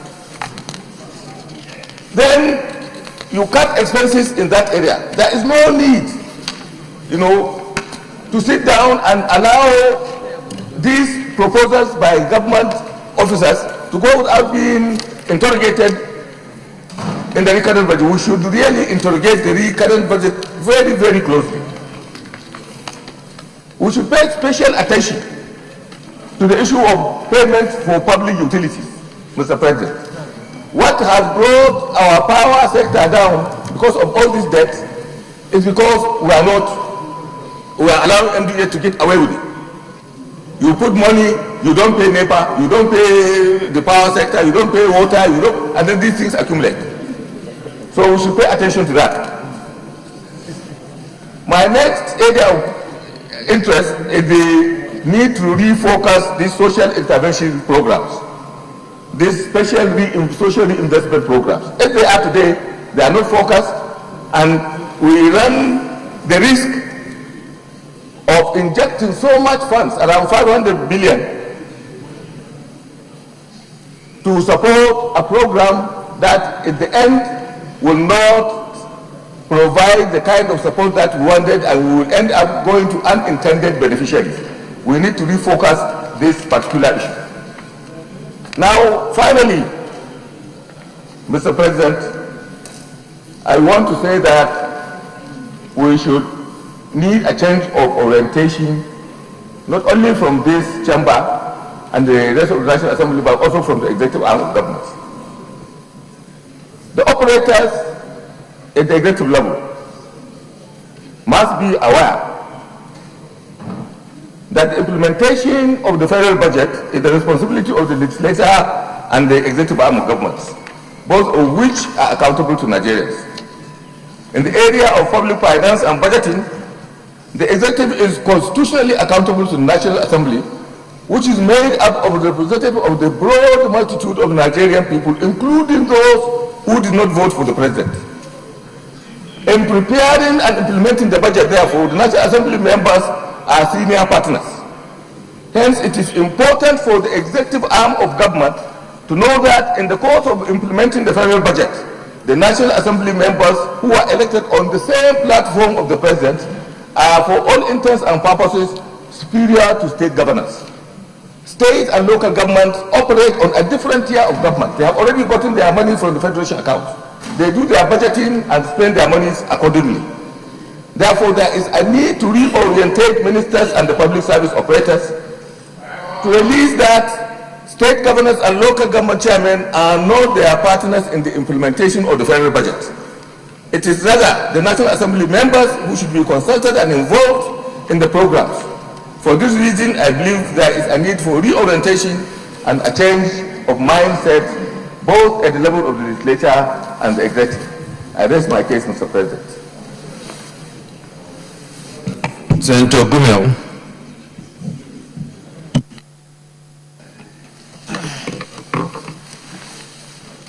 Thank you, Mr. President. My name is Abdullah Gumel. I come from Jigawa, northwest of Jigawa State. Mr. President, I join my colleagues in thanking the President for giving us this budget. That is, for the first time, we have the budget of recovery. I wanted to my intervention is on 4 areas, Mr. President. First, the area of food security and the establishment of commodity boards. Mr. President, in the last planting season, we had a bumper harvest. The bumper harvest we had, yes, our farmers got a good deal because they sell their farm produce to anybody who will come to their farm and take it. But Mr. President, is uncoordinated. I want a situation in this budget that we should establish commodity boards who will be there for the farmers at the harvest time to buy in the commodities and to resell them, to even export them and earn a foreign exchange for our economy. And we have to, as a matter of urgency, bring back our silos in order to have a strategic grain reserve for our youth. And we have to create a sustainable value chain in the processing and preservation of farm produce, which will in turn create more employment for our teeming youth and women. The other intervention, Mr. President, is we have to address the security challenges in our local areas.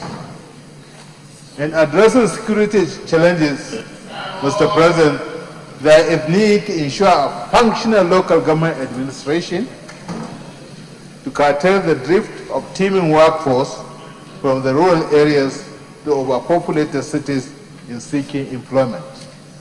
At the moment, both political and administrative leadership of various local government councils only goes to the office periodically to share handout given to them by the state governments, thereby leaving no form of authority for effective security monitoring and addressing security challenges as they may arise. Our numerous international boundaries need to be properly monitored to guarantee security in Nigeria. Today, Mr. President, 21 states out of 36 states in Nigeria share borders with other countries in the Atlantic, which give easy access for some foreigners to commit all sorts of criminalities in our country and escape freely. Mr. President, in this budget, we have provided, or the executive have provided a huge sum of money for housing. Mr. President, we have to have these competing needs. We want the little lands we have, Mr. President, we want to do it for agriculture. And we have a huge demand for housing. So in that case, Mr. President, we have to advise the government to, instead of taking more lands where we can do agricultural purposes, so we have to go up. We have to start going up to build our houses, meaning we have to start building a high-rise building to take care of the houses so that the demand of the land for agriculture will be curtailed. Mr. President, these are the areas that I wanted to intervene. Once more, I have to thank Mr. President for giving us this budget of change. The change is working, Mr. President. Thank you very much. Senator Bukaba Ibrahim. Senator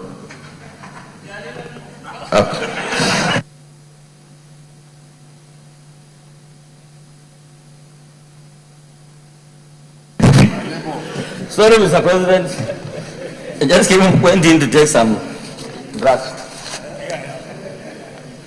My name is Senator Abubakar Ibrahim,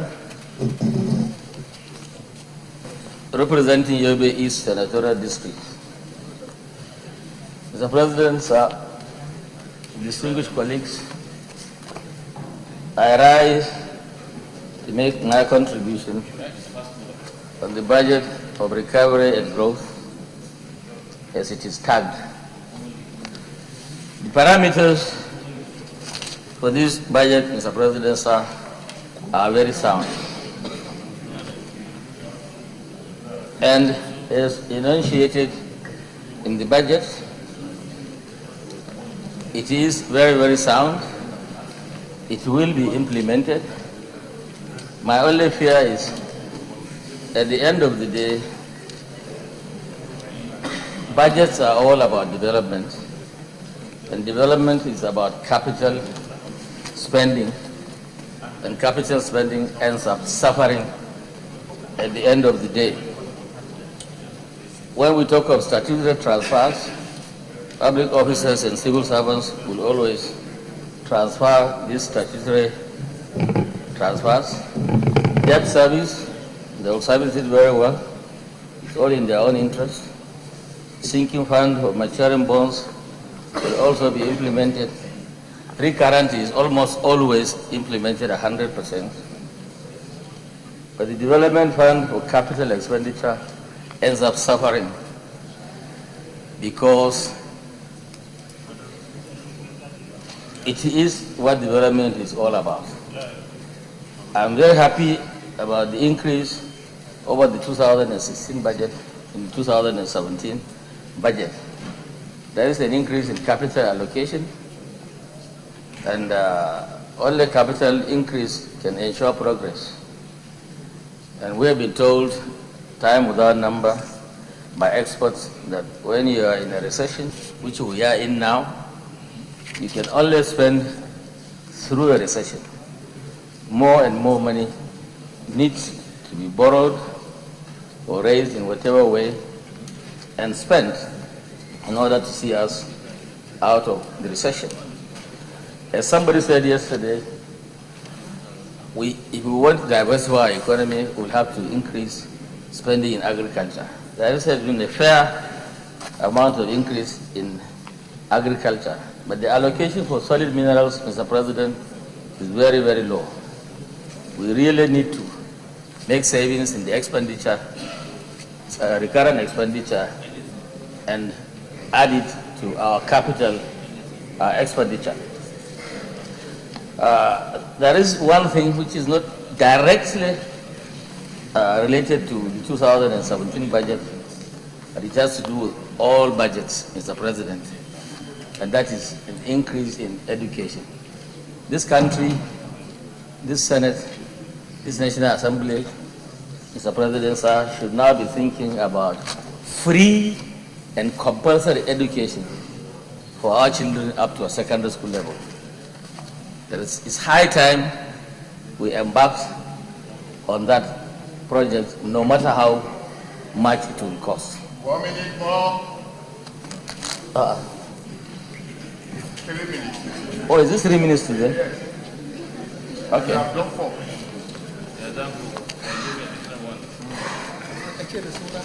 Well, in that case, Mr. President, the main point I want to make is about the free and compulsory education up to secondary school level nationwide and an increase in capital.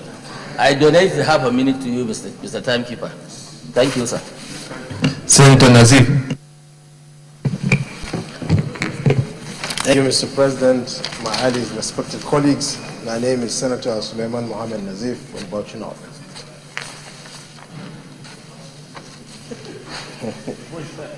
Your Excellency, I also want to join my colleagues in commending the government in its determination to pursue economic recovery in this country with all vigor and proactiveness despite current economic crunch. No doubt this budget will enhance economic recovery and endanger growth strategy. Your Excellency, I also want to comment on 3 essential components of this budget while criticizing a few and also advising on a few. Your Excellency, like we are aware, I have said it in the past and I will continue to say it, that 75% of members of the National Assembly lose election every 4 years. And reason being that we do not take this appropriation bill very seriously. We do not guard it jealously, not because we do not move motions on other bills, but essentially because we do not provide the needed impetus to add value to ourselves and by extension our constituents, and that is why we pay this very dearly. So therefore, it is important on us to ensure that we protect this appropriation bill and to ensure that the powers of spending which lies in the National Assembly is adhered to strictly without playing to the gallery or without listening much at times to the executive. Even when they misappropriate funds, we need to appropriate them properly. Your Excellency, Mr. President, you will recall in 2016 budget, there were a lot of anomalies in that budget, especially with regards to the way and manner in which intervention funds were placed. Your Excellency, more than about 500 billion was placed in an office that did not have the capacity, it didn't have the structures to execute or to ensure those spending or to ensure, to ensure that those monies were spent properly. So therefore, at the end of the day, it was sent to an agency of government or a ministry in which some subcommittees and some committees accessed those monies, and at the same time, and at the end of the day, it did not reflect on our constituency. So therefore, with regards to special intervention funds, I think it is important for this Senate to work extremely hard to ensure what is required for Ministry of Labor is sent to Ministry of Labor. What is meant for Ministry of Agriculture or Education is sent to Ministry of Education or the agencies under education, so that we would have capacity utilization and ensure at the end of the day that the needed dividends of democracy reached our people. And this is especially with regards to this Empower that we so criticized during the last budget. Now we don't know what they are coming with, and it is important we pay a lot of attention to this Empower so that what happened in the past should not be repeated in the future. Your Excellency, again on this issue of money bill. We have had several budgets and a lot of Nigerians have criticized the processes of budget. In fact, some members of the National Assembly who are aggrieved have also commented on this budget, and at the end of the day, especially those that are removed from office will have no option but to continue to criticize the budget process. So therefore, Your Excellency, it is important for us to ensure, since we regulate our procedures in this Senate, why don't we come up with another strategy of ensuring that while this second reading is being done and it will be referred to the committees, why don't we subject this budget to some sort of public scrutiny in terms of the committees opening it for public hearing, so that once a committee calls for the public hearing, calls the same agency of government that it is presiding over, as well as the public, we will have the right to place those money, to amend them, appropriate those monies to areas in which we so desire, and Nigerian people are definitely going to be with us on that part. But it is not fair for the executive to continue to lament or to say that we should just adopt this proposal as they bring it to the National Assembly. So this is quite important. And also, on the side of agencies of government who have special responsibilities over some certain key states, when you go through their budget, you will find out that most of these budgets are done lopsidedly. So it is also important for us to take a look at this budget and ensure that we fix it in such a manner that it will reflect zoning and it will also reflect what that agency is cut out to do. And at the end of the day, Your Excellency, Mr. President, it is also important for us to also ensure that we provide needed funds to ensure that monies are being appropriated in such a manner that those senators or those members of the public who are willing or who have contributed or who have assisted the federal government in building hospitals, monies are provided for those hospitals so that at least it will add value to the generality of our people. Mr. President, my highly respected colleagues, this budget presents the opportunity to enhance the economy via revamping the agricultural sector. The farmers and indeed agro-allied businesses are the catalyst of our economic recovery drive. Another remarkable element of this budget is on job creation, and to achieve this goal, the government has provided strategies to improve skill of our labor force and also made provision for establishment of model technical and vocational education institutes. In addition, another essential attribute to this budget is on importance placed on infrastructural projects. This is quite vital because providing paramount infrastructural facilities in this country will activate the economy and also pave way for multiplier effect on productivity, employment, and also private sector investment in this country. On this note, Mr. President, I make my presentation. Thank you. Thank you very much. Senator Akombi. Thank you, Mr. President. Respected colleagues, I'm Riwon Sogji Akombi, representing Oyo South. Mr. President, I want to thank you for giving this opportunity to contribute to the ongoing debate. Formulation of policy or putting budget together, that is not our problem. The major problem is implementation. Year in, year out, we always complain about implementation of budgets. And that will continue until we decide to strengthen our institutions. So I believe the executive and the National Assembly has an important role to play.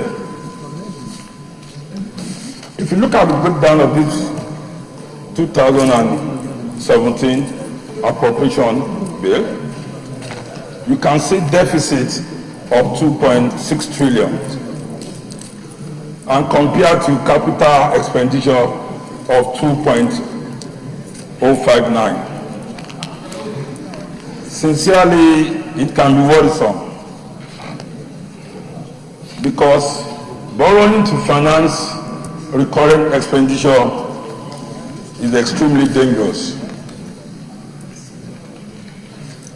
And if we look at the borrowing proposal, intention to source about 1.067 trillion for external source and the balance of 1.254 trillion from the domestic market. I believe that can create problem in the economy. If there's competition between the government and the private sector, sourcing for funds in the same local market.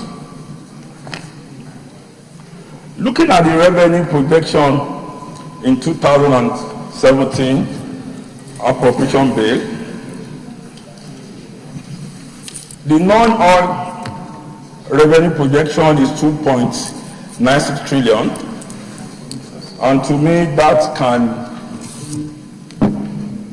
look very ambitious. Looking at the performance of 2016, the actual non-oil revenue collected was 1.19 trillion between January and the end of third quarter, September 2016,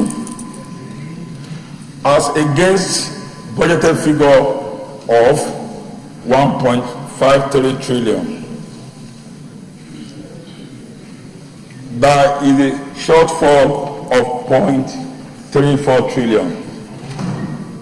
That was December 2016. And I'm sure it's going to be much higher by December 2016. So what we need to do, I still believe that 2.9 trillion is still achievable, but a lot needs to be done by the executive to plug the holes and leakages in the government revenue collecting agencies, and overall to find a way, like Senator Abdullahi said, to reduce overhead costs by doing a proper monitoring. And our tax system needs to be reformed. I'm not a promoter of high taxation or double taxation, but a lot still needs to be done in that particular area. If a country is in recession, the first major thing to do is to spend out of recession. And spending should not be done on the current expenditure. It should be done on capital-based projects. The intervention in the budget is well laudable. The Civil Senator, if you can conclude, we're really going to be very stringent with time in order to meet everyone. So just conclude. I appreciate it. Thank you. By providing 50 billion to revive our textile industry, 50 billion for SME, and I believe that with that, the issue of unemployment can be reduced. Once again, I want to thank Mr. President for giving us this opportunity to contribute my quota to this opportunity. Thank you very much once again. Thank you very much. Senator Gershom Bassi.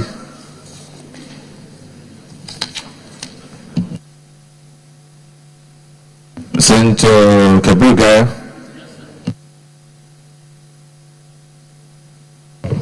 Mr. President, my distinguished colleagues,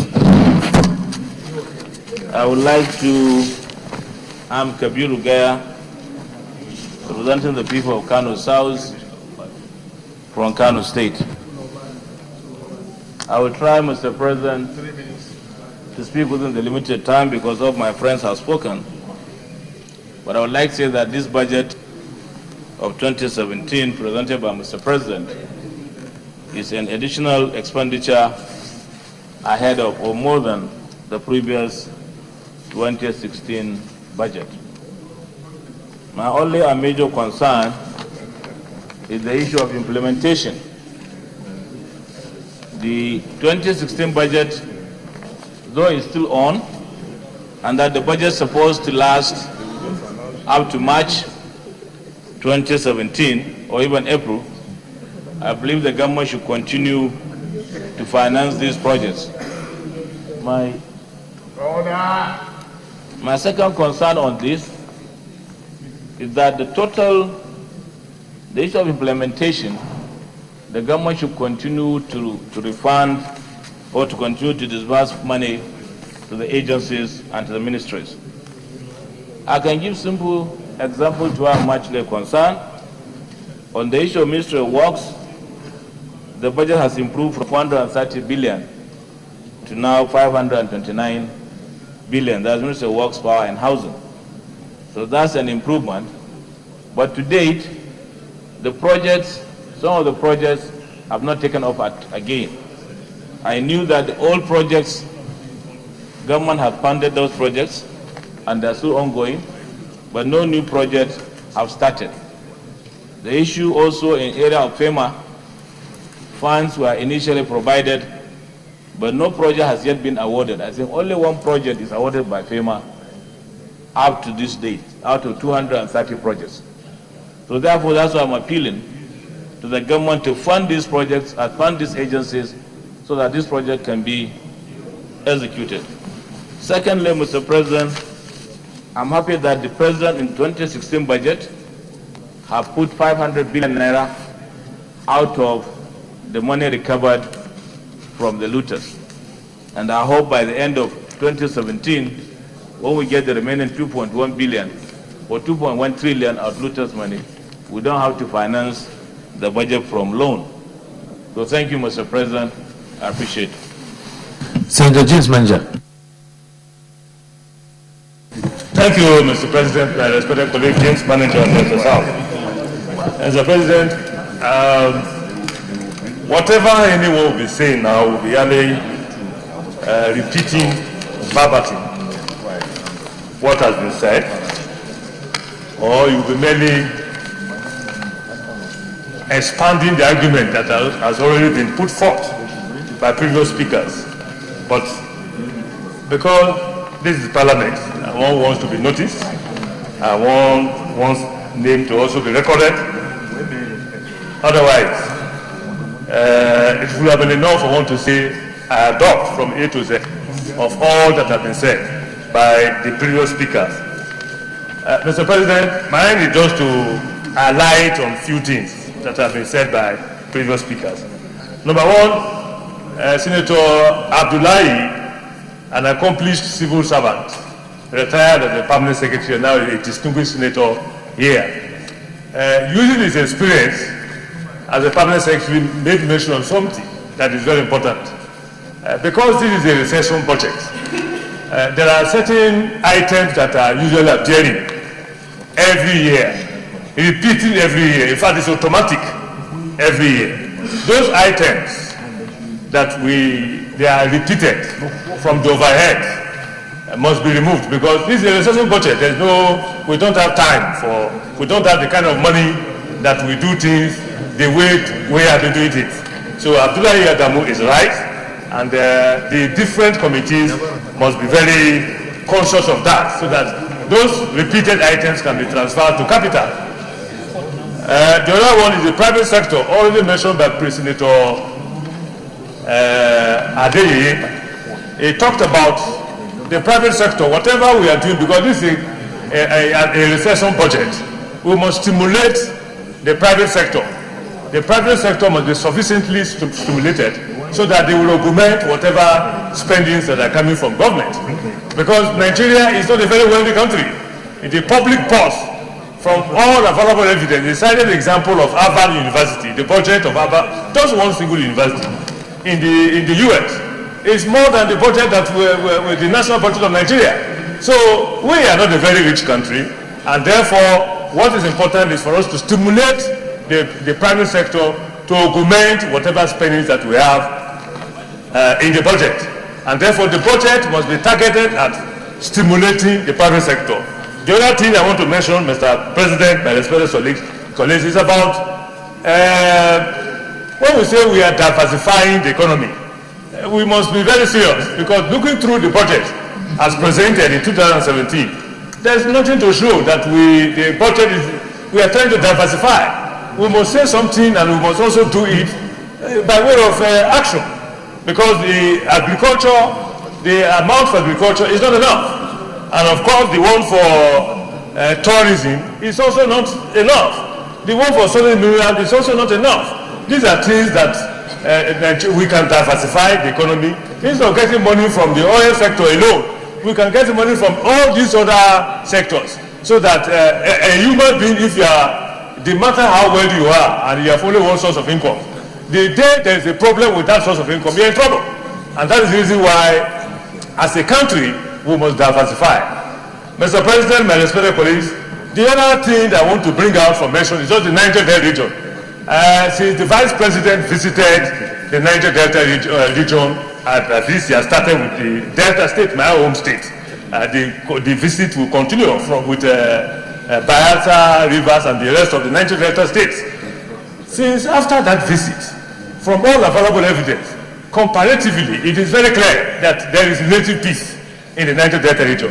What is important is, as far as I'm concerned, the 2.2 million barrels per day projection is achievable, provided the peace will take advantage of the visit of the Vice President and come to a round conference table to discuss the issues. And those issues are very clear. And by the grace of God, those issues will be discussed and we'll agree. The 2.2 million barrels per day production prediction, in my humble view, we can even go beyond that by the grace of God, if OPEC permits. In my humble view, the Niger Delta people, from what I've seen, are prepared for this. Everybody is tired of this. I said so when we were debating the MTF. Everybody is tired of this. Let us come to a round conference table to discuss the issues so that we can move Nigeria from the level it is to the next level. And therefore, the militancy must stop, and the militarization of the Niger Delta region must also stop, so that whatever it is, let us discuss these issues and move the country forward. Mr. President, my respected colleagues, the only thing that I want to mention is about implementation of the budget. If we have all these indices in place, budget implementation will become very simple. And therefore, there is no way a government will want to deliberately punish its people. It's not possible. I have never seen it anywhere in the world where a government will deliberately want to punish its people. But what is important is, budget is just a protection. What you think you will get during the year and what you think you want to use that money to do. That is what budget is all about. But the moment you don't get the resources, how would you implement them? So, Mr. President, at the risk of repeating every other thing, I adopt most of the submissions that have been made by the previous speakers, and by the grace of God, the committees of the Senate must work very hard to have oversight activities of these MDGs, so that whatever we are saying, whatever we are doing, we can move the country from the level it is to the next level. It is only by so doing that we can get out of this recession very quickly. Thank you very much, Mr. President, for the opportunity. Senator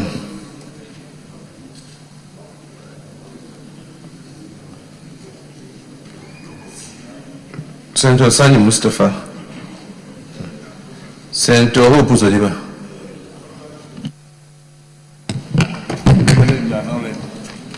Thank you, Mr. President. Distinguished colleagues, my name remains Hope Uzodiba from Imo West Senatorial District. I rise to make my humble contribution to the ongoing debate on proposed 2017 appropriation bill. Mr. President, distinguished colleagues, recall that around this time last year, we were in this hallowed chamber, praising to high heaven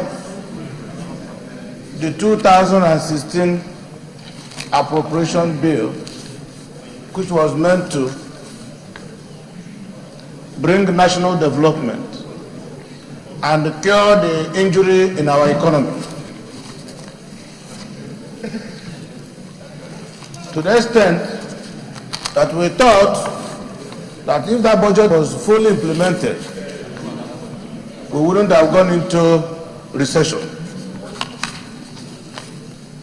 Before us today is 2017 budget estimates. I am in a very serious doubt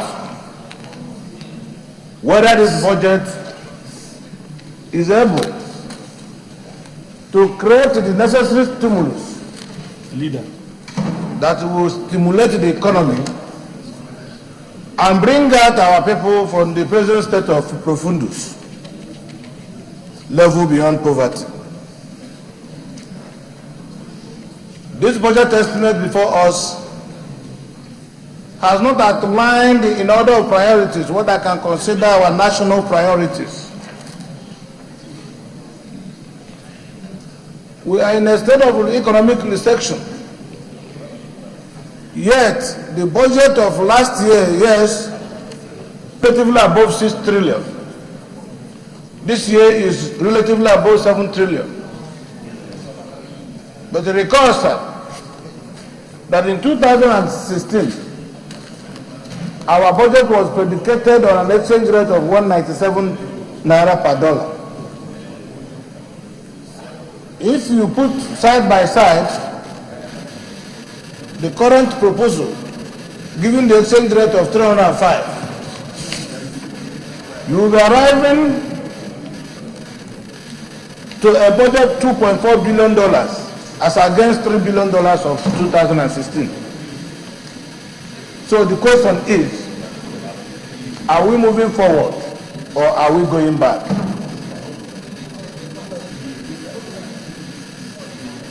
The critical infrastructure that is supposed to activate real economic activities has not received any serious attention in the document before me. If you look at the Niger Bridge, which received an emergency attention and was awarded for rehabilitation, the only gateway that connects South-South and South-East with other parts of the country, that bridge is still in a very serious state of disrepair. The second Niger Bridge that was supposed to be a permanent solution has been abandoned in a criminal manner. So as I speak to you, if nothing is done, and done very urgently, there will be no link between South-South-South-East with other parts of the country. And the question is, where is the national cohesion? Where is the pursuit of national unity? I have seen the budgets proposed for all the different MDS and agencies of government.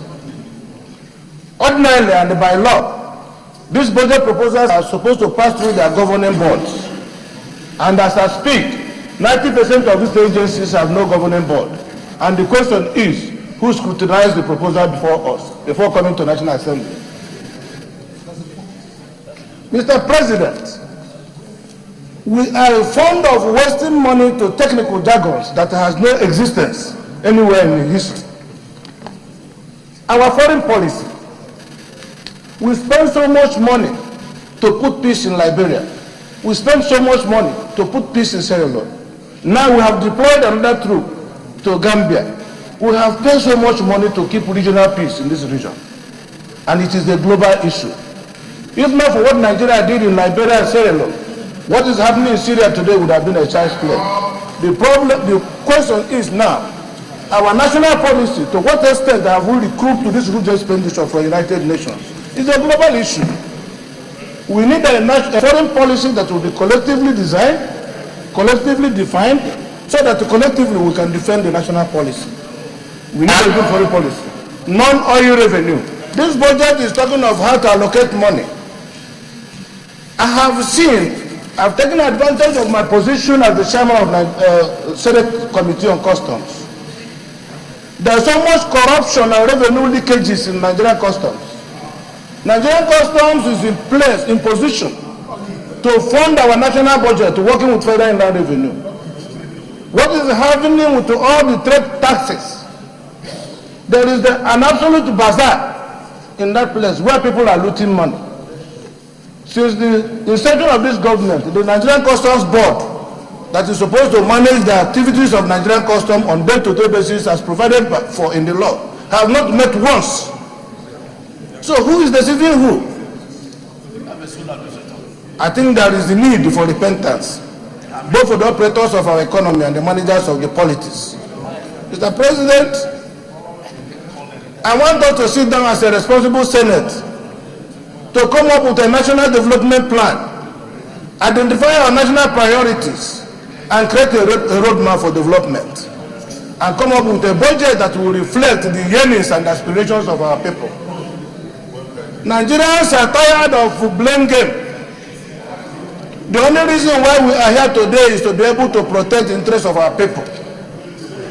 And Nigeria should be handled in a manner that there will be cause to show that people like us, great men and women, were once given opportunity to contribute our own quota towards national development.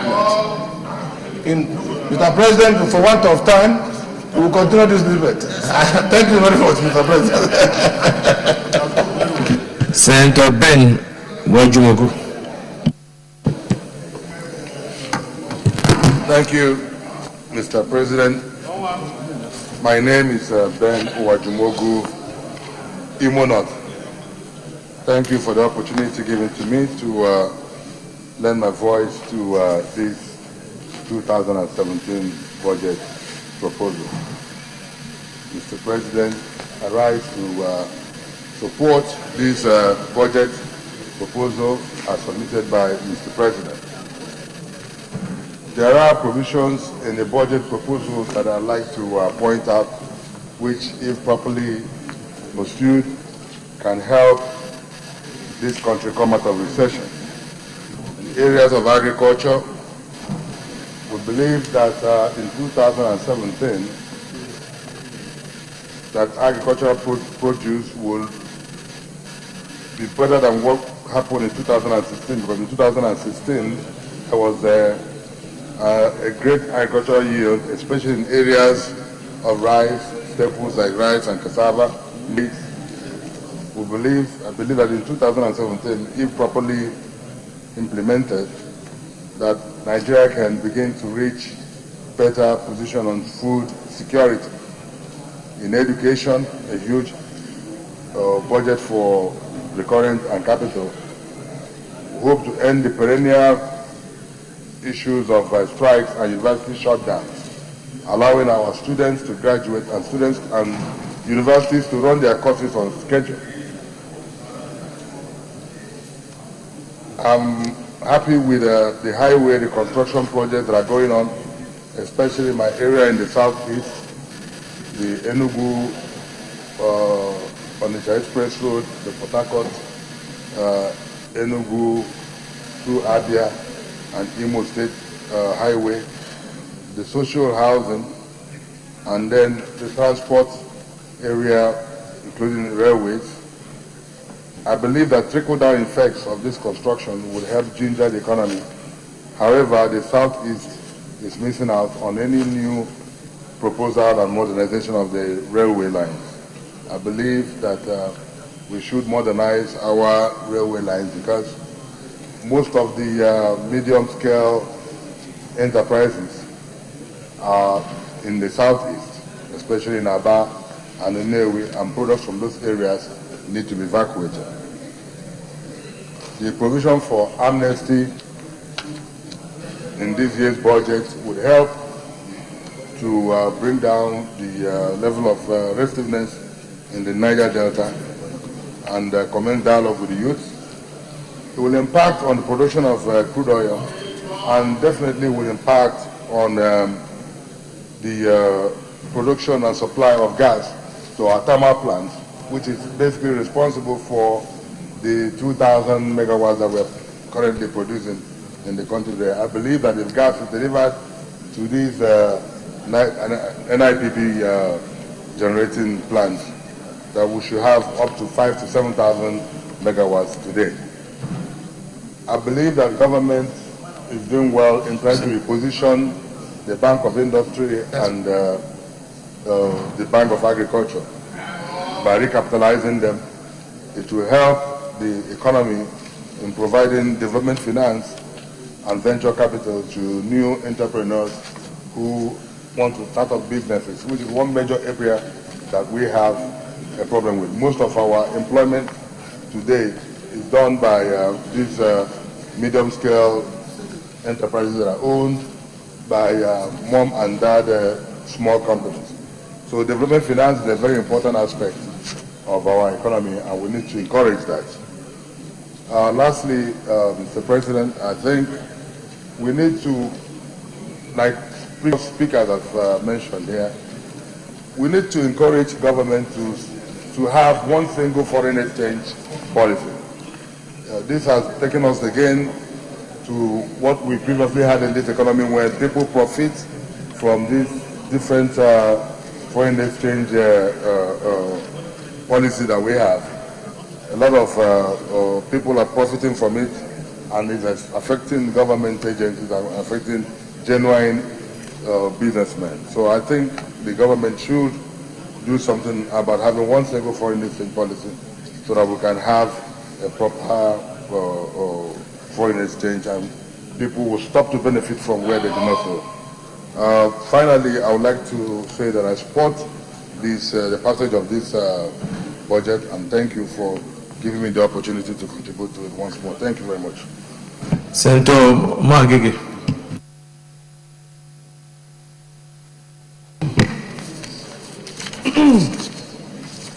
Thank you, Mr. President. Uvie Omo Agege, I represent Delta Central Senatorial District. Mr. President, my colleagues, I rise to offer my support for the passage of this 2017 budget as presented by Mr. President. Mr. President, I do so because I believe that this budget is good for our people, I believe it's good for business, and I believe it will get us out of the economic recession. Mr. President, let me begin ab initio by noting with encouragement that the capital expenditure in this budget of 2.1 trillion naira is about 30% of the budget. This constitutes, Mr. President, 24% increase on the capital component of 2016 budget. Mr. President, my main area of interest here today has to deal with the issue of the projected funding availability.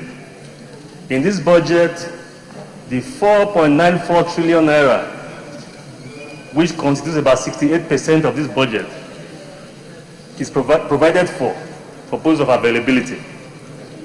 Mr. President, this 68% is predicated on the premise that we're going to continue to have 2.2 million barrels per day of crude oil production.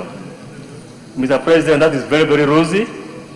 And Mr. President, I'd like for us to look into that. For us, as Mr. Senator Manager indicated earlier when he spoke, for us to maintain these 2.2 million barrels per day, the issue of the militancy in the Niger Delta must be addressed.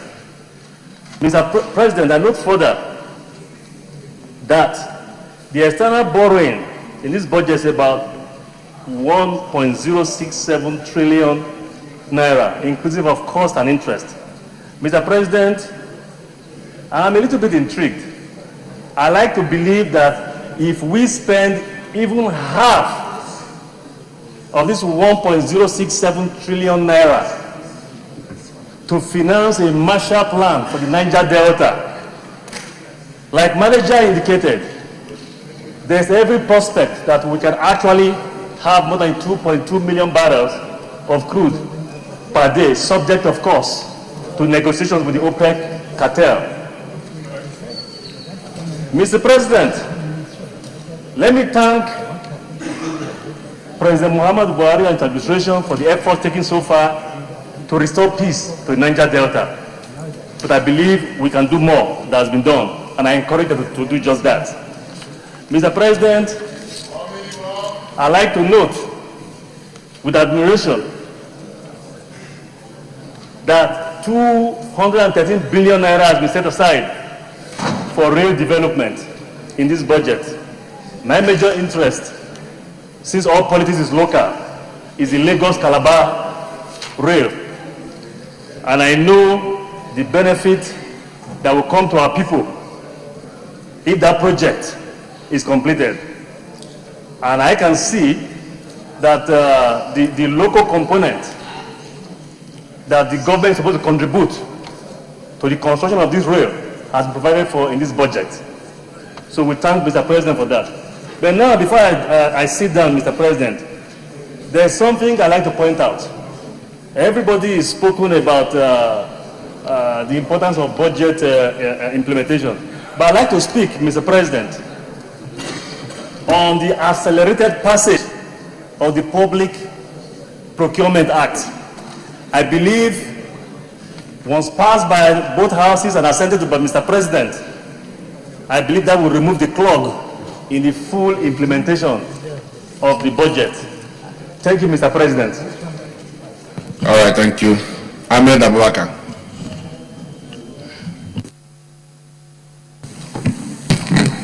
Thank you very much, the President, for giving me this opportunity. I'm Ahmad Abubakar Muablaidi, representing Adamawa South.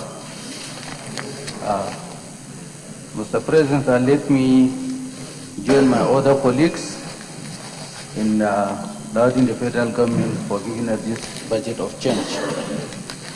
I've noted much to add rather than what my other colleagues have said, but there are certain provisions that I want to talk about, like the notice rehabilitation which has been given only 45 billion naira.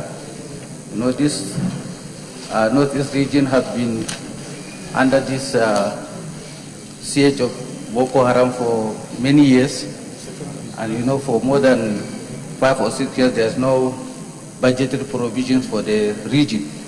So I think there is a need to increase this provision, and also we'll ask the federal government to sign the Northeast Development Commission bill so that we'll have more funds to develop the Northeast region.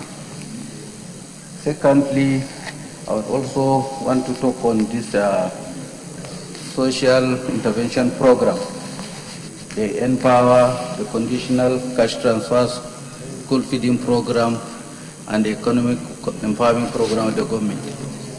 These programs, I think our committees should really look into it because this is what really affects all our constituencies, and it affects each and every one of us. So we definitely have to make sure that we monitor this so that our constituencies will benefit from this program. And the same amount as last year of 500 billion is still what is provided for in this budget.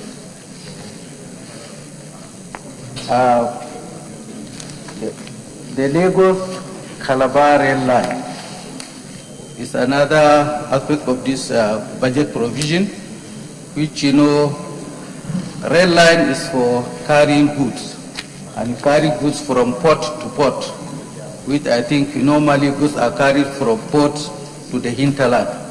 So what we are suggesting is if the Calabar port can be expanded, and then a rail line built from Calabar to Adama, Bewoy, Taraba, Adama up to Maiduguri, it will serve the economic interests of this country better, because we cannot be transporting from port to port. But if the Calabar port can be expanded and we have this rail line, it is going to assist us in the northeast. So I think if for the benefit of carrying goods in the country, not commuters, the Lagos-Calabar rail line, I think should be readdressed. To address the economic recession, our ad hoc committee on the economic recovery in September did a wonderful job of how the federal government addressed the recession in the country through a lot of economic stimulus packages, which, you know, have been addressed. When you look at the budget, I think most of these things have not been there. So we are asking the Finance and Appropriation Committee to look into that report, so that, you know, most of the aspects that have been recommended will also be included in the budget, so that we have easy implementation, and then we have a quick way to get out of this economic recession. It appears also fiscal and monetary policies which have been which has been initiated to address the economic recovery, have also left some aspect of taxation which we also need to optimize in order to get us out of this recession.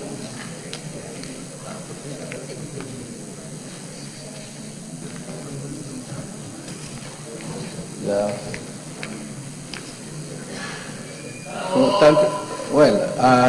thank you very much. I can only expand most of these arguments, as you say, we cannot have more, but definitely our committees have to look at very, very well a lot of aspects of this budget provisions, especially in our recurrent, so that we make provisions for more in our capital.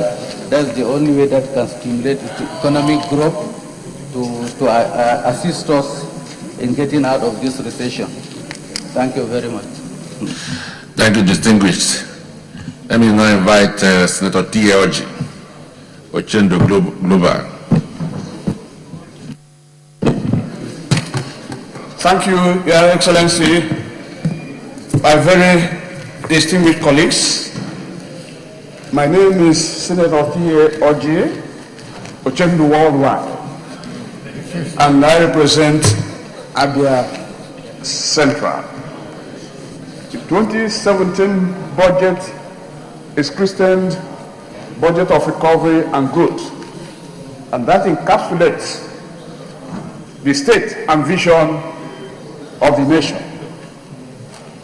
Many people have spoken, both for and against, but many against. But I stand to say that the budget contains elements that are very, very encouraging. Very encouraging. This is budget of the Federal Republic of Nigeria. Yes, we will criticize, but we will also highlight those aspects that are very encouraging. Because when you are even praying to God, first of all, you tell God, thank you for what you have done for me. Then you make your supplications. You don't make supplications and then after that you start criticizing. So the budget has, one, the introduction of PPP model for projects is commendable. Two, the budget also supports SMEs and non-oil sector to drive revenue and export earnings. That is on the positive side. The budget also has tax credits to companies to boost export. That is on the positive side. The budget also plans repayment of outstanding debts to federal government agencies who owe the discos. That is also positive. The budget also has abolition of budget JVC cash calls in the funding of the upstream oil joint venture projects. These are all good aspects of the budget.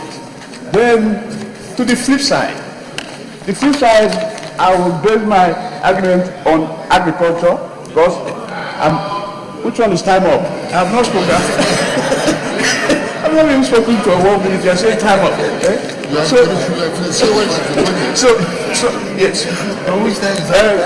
Your Excellency, you have my protection, sir. So I want to support what Abdullahi Adamu, Chairman of Agri Committee, said here. Yes, we have only 1.9% of the total budget allocated to agriculture, while we are member of the Maputo Agreement. Maputo Agreement agrees that 10% should be allocated to agriculture. And there are countries that are with us there, and they have done tremendously well in allocating money to agriculture. Let me say Zambia, 10%, Burundi, 10%, Mali, 10%, Niger, 13%, and Nigeria is 1.8%. Like they say in the military, advance to be recognized.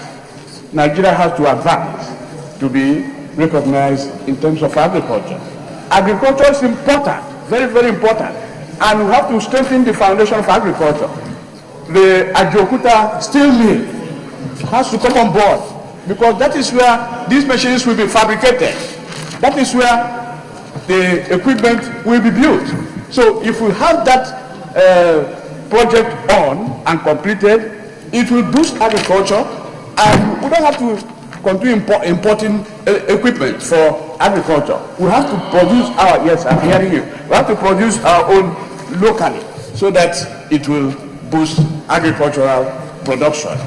And the Niger Delta, which others have said, is another area where we have to look into and fund that place very well so that we have peace, because that is the area we have our money, and that is the area that gives us problem.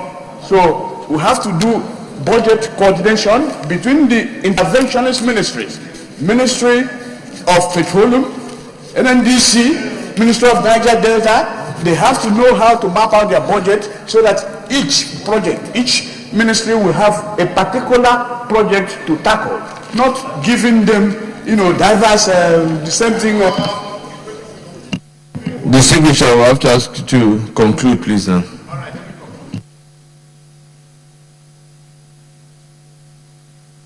I've mentioned Agric and I've mentioned Niger Delta. If we concentrate on these areas, I think we will make progress. Thank you. Senator Jank.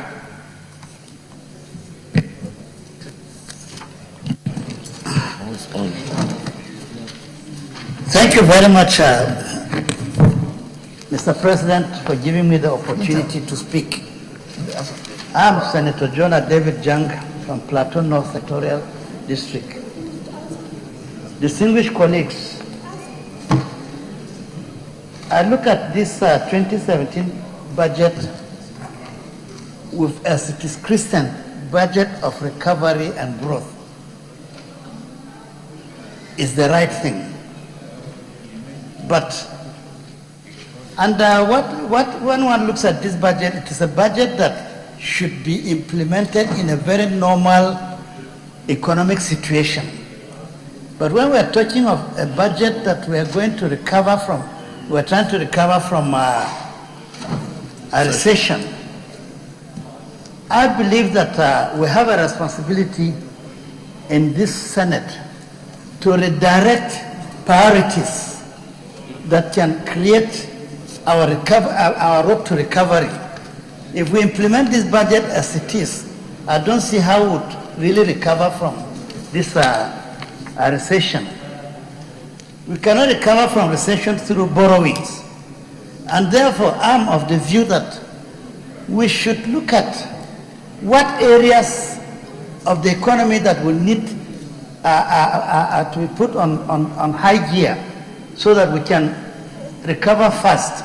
And I think if we look at agriculture, as everybody is talking, and when we are talking of agriculture, we cannot recover with subsistence farmers with very small family farms and think we can recover from agriculture. I think there's a need to encourage big-time farmers by providing loans, agric loans on low interest rate, so that people can go into farming, and then agricultural machineries should be put on zero custom duty, so that we can now really hit this agriculture very strongly, that will help us recover fast. Secondly, we should look at solid minerals. Almost every state in this country has one sort of solid minerals or the other. We can see that this budget again is just based on oil, and the oil keeps fluctuating, and we are not giving priority to the solid minerals that can help us also recover economically. Again, I want to quickly comment on this 5,000 naira that is being given as welfare to unemployed youth or unemployed people. There's this Chinese saying that it's better to teach people to fish than to give them fish to eat. I think if that money is put in developing the private sector, where you can get employment, it's better than continue to dash them 5,000 naira that you cannot say how well they are going to use that.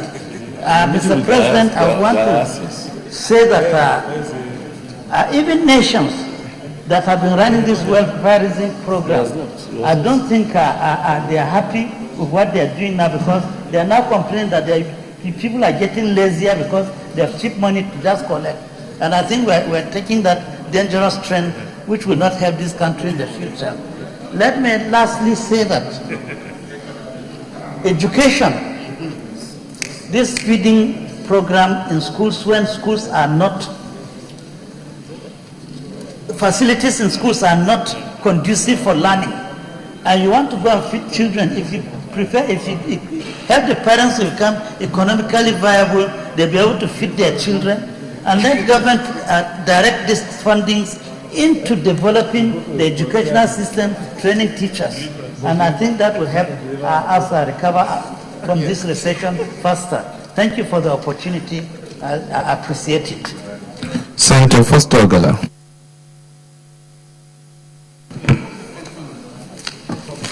Thank you, Mr. President, and my distinguished colleagues. I bring the good tidings of the people of Bayelsa State to all of you. 7 trillion budget, if properly implemented, should help Nigeria. But 7 trillion budget, which is less than 6 trillion budget of 2016, will be difficult in assuaging the economic problems we have as a country. Mr. President, I want to find fault with the budget because the methodology of implementation is faulty. Hence, year in, year out, the budgets have been faulty. We, the people of the National Assembly, represent all spectrum of Nigerians. However, when budgets are prepared, we are not consulted, and therefore, the civil servants who know less than us in terms of understanding the needs of our people prepare the budget every year. That's 1% of the people presenting budget for 170 million Nigerians who are properly represented in the National Assembly. Mr. President, during the presentation of the budget by Mr. President, he pledged to make peace with the people of the Niger Delta. The people of the Niger Delta have not seen any peace move in this budget. This budget lacks any project for the accelerated development of the Niger Delta. By my understanding of peace move and making peace overtures in the Niger Delta, I presume it to mean that Mr. President has an olive branch which I assume to mean development projects for the accelerated development of the Niger Delta. Infrastructural development project is what will bring the peace in the Niger Delta. I do not know when the projects which have been severally planned in the different regions of the Niger Delta, including master plans that are available, will be implemented. The people of the Niger Delta want to see what projects for peace have been offered. Mr. President, Bayelsa State represents 30% of I'm still within my range. Yes. The Niger Delta people produce the oil of this country. This budget, all the external borrowings are predicated on petroleum output. Every foreign exchange transaction. But for singularly a state like Bayelsa that produces 30% of the oil and 40% of the gas, there is no project for them. How do we use the money got from a region for every other region without an equitable representation and palliative measures for the people that produce the oil? I would therefore suggest that the federal government takes over the following roads in Bayelsa State. There are 3 senatorial roads in Bayelsa State that leads to the Atlantic Ocean. And I want the federal government to take over the east-west Sagbama-Age Road for the Bayelsa West Senatorial District, the Inagwa Opuruma Kolama Road for the Central Senatorial District and the Nembe Brass Road for the East Senatorial District. Budget implementation should be having, in a time of economic recession, an economic recovery master plan. All the countries who have approached to borrow money, lend us money, have requested for that master plan. We do not have it. So just going to say we want to borrow without the terms of payment, the conditionalities, the collateral we are offering is quite questionable. We should smoothen it as a country. Borrowing is good, but terms of borrowing must be clear and manifest to everybody. On this note, Mr. President, the people of Niger Delta and the people of Bayelsa State want to be mentioned in the budget. We don't have a project there. Last year is the same. Senator Foster, if we could conclude here.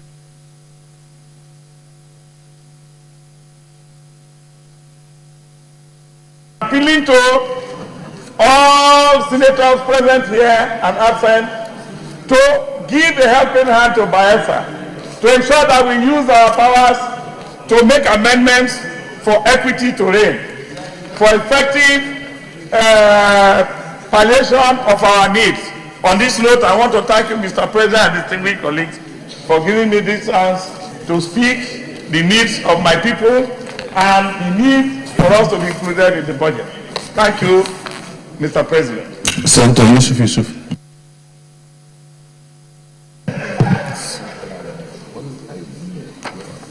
Thank you, Mr. President. My name is Yusuf Abubakar Yusuf. I represent Taraba Central.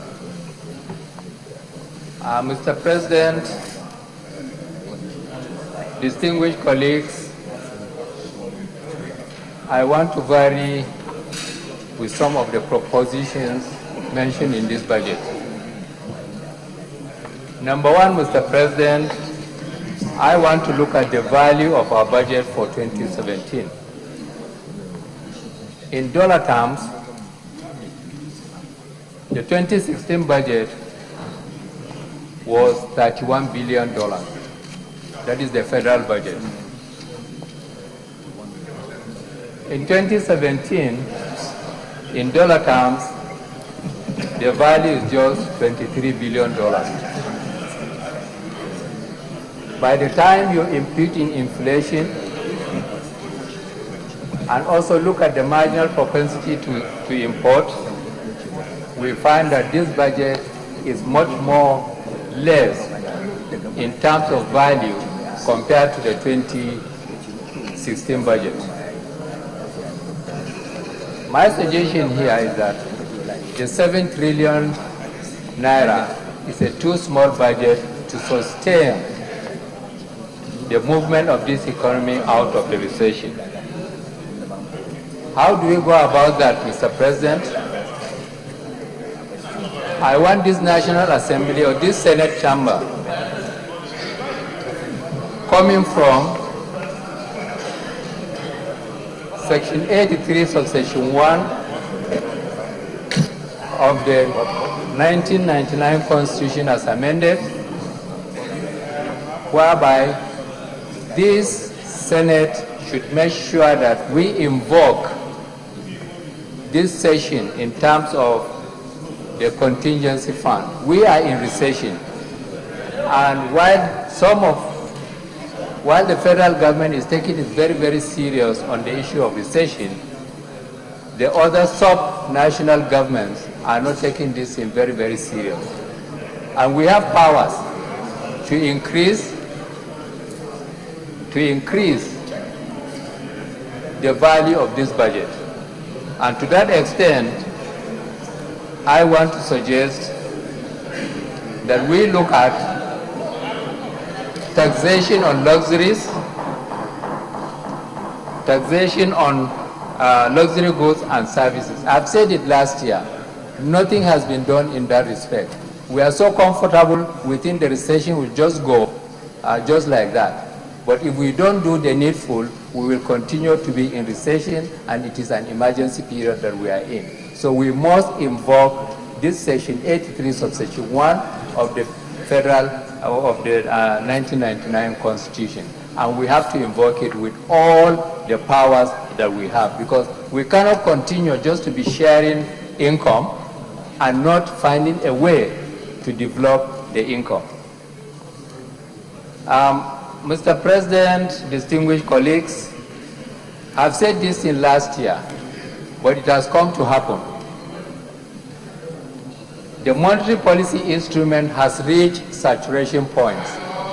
That is why the central bank is now retaining whatever they continue to have. It has reached saturation point, and the only way forward now is to look into the fiscal policies of manipulating our taxation and manipulating our revenues and expenditures.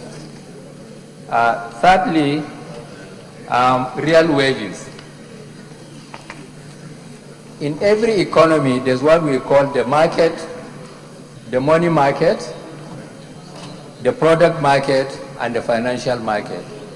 For all these years that have passed, the two markets have been deregulated, but the labor market has not been deregulated.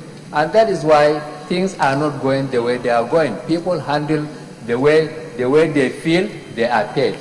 Now, when you pay monkeys peanuts, what do? They spoil the bananas that you have given them. Distinguished, I have to ask you to conclude, please.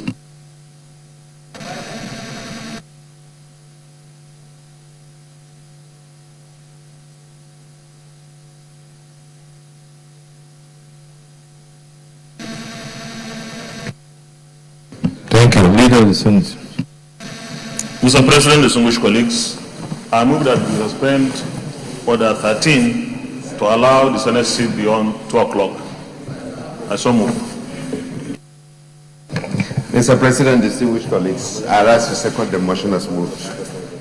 Distinguished colleagues, those in favor of the motion that will stand and sit beyond 2 o'clock, say aye. Those against, say nay. The ayes have it. Senator Dada. Thank you, Mr. President, for giving this opportunity to add my voice to this important debate. This budget, our town is budget of hope, provided it is well implemented. This budget must be driven by private sector, so we must try to start creating a market economy. Government should stop being the biggest spender in our land, otherwise there won't be any growth. The first point of call was for us to have a national economic development plan system that can give us a permanent roadmap for economic development. But our nation for the past couple of years has not had that. Let's take a leave and learn from a country like Japan. After the war, Japan set up what is called economic big brain. They dominated the electronic industry in the world. Germany has the same thing called economic technology. They bought the highest power cars on the street and the technology. Brazil went for agriculture and they donate sugar, gasoline, cocoa, coffee, paper industry in the world. Nigeria must have a defined economic policy and a roadmap, and that's the way we can move forward. We have a large population that the only way to move them around this country is through our railway system. But I see here the railway project coming from Kano to Lagos. Surprisingly, it's not passing through the economic basket region like Akure, Ekiti, Ondo, where the cocoa trees are there. How do you vacate cocoa to the port when the train system is not passing through this area? It's also another from Calabar to Lagos. It's not passing through the economic center of Abia State. These are also very important that the Minister for Transport should know that there should be a diversions to be all this. The central bank is also have to encourage foreign inflow. The healthy monetary policies must be the way forward for us to keep the ratio as 22.5 and then have the cash response ratio at 14.1. This is the banking system. The poor economic outlook can also force CBN to devalue the naira. If naira is devalued, we are looking at maybe 540, 560 to the dollar. But at the same time, there is danger that if it's not well done, we can also float our currency. And that is disastrous for us at this particular time. The digital economy is for the youth, entertainment industries for the youth. And these are also enablers that add values to this. But the biggest maker of this economy is the power sector. Without power, nothing happens. I feel this paper, this budget should address power as the main enabler that can catalyze and move forward our economy. We need to get involved with people who understand how far it's being made, non-Nigerian contractors that collect billions of dollars, and then at the end of the day, we don't have any power to power our industries. And IMF said that the Nigeria will get out of recession in 2017. It's very impressive, but the indexes on ground does not justify that. The external reserve today is 30 billion. That is the improvement to the previous one in 2016. But the reason for 30 billion is a sudden increase in the oil revenue because of the increase in oil prices. We should take advantage of this and make sure we pursue non-oil sector economic policy systems. That's agriculture. So finally, we must also borrow a leaf from American President Donald Trump that says, buy Nigeria, buy America, buy Nigeria. So our culture must change. We must change our pattern of consumption. Let's focus inwards than spend our foreign exchange buying on precious tickets. Thank you very much, Mr. President. Senator Dan Baba.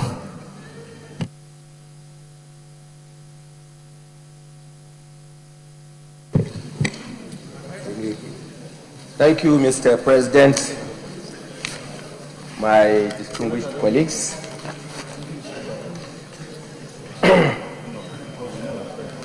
I am Senator Ibrahim Abdullahi Dambaba, representing Sokoto South Senatorial District. I rise to offer my bid on the debate on 2017 budget of recovery and growth. Mr. President, if we look at the budget of 2017 comparatively with that of 2016, we can say that there is a slight improvement in the allocation of scarce resources that are available at our own disposal. For instance, if you look at the share of deficit as a percentage of projected revenue, there is an improvement of about 10 percentage points. So also the quantum of capital provision, which is still maintained at about 30.73%. Mr. President, if we reflect back on the revenue targets of previous years' budgets, like 2014, 2015, and 2016, we have not been able to achieve the targets that have been set for those financial years. For instance, in 2014, the target was about 3.7 trillion. The actual was 3.28 trillion. There was a shortfall of about 0.443 trillion, which was about 11.88%. If you look at the figures for 2015, it was 28%. That means the shortfall. If you look at the figure for 2016, first 6 months, that is January to June, if we take a pro rata, quantum of the projected revenue, what was budgeted was 1.9 trillion. But what was realized, actual collection was 0.95 trillion. So there was a shortfall of about 50%. Mr. President, dear colleagues, the purpose of this analysis is for me to show the reason why it is absolutely necessary for us to redefine our objective when it comes to budgeting. Year in, year out, we make provisions, and nobody cares to reflect on what transpired the previous year. We have been focusing our attention in the past so much on current year's budget alone, bearing in mind that budgets have been passed and this hollow chamber was unable to actually find out how much of the budget was actually implemented. There has been, the revenue generation pattern has been on the downturn, and my fear and reservation on this budget is whether we will be able to achieve our revenue targets, because whatever we do, the revenue is the bedrock of the budget. If we cannot achieve the revenue target, then the budget will collapse. The point that is to be made here, Distinguished, we can conclude it now, please. Mike.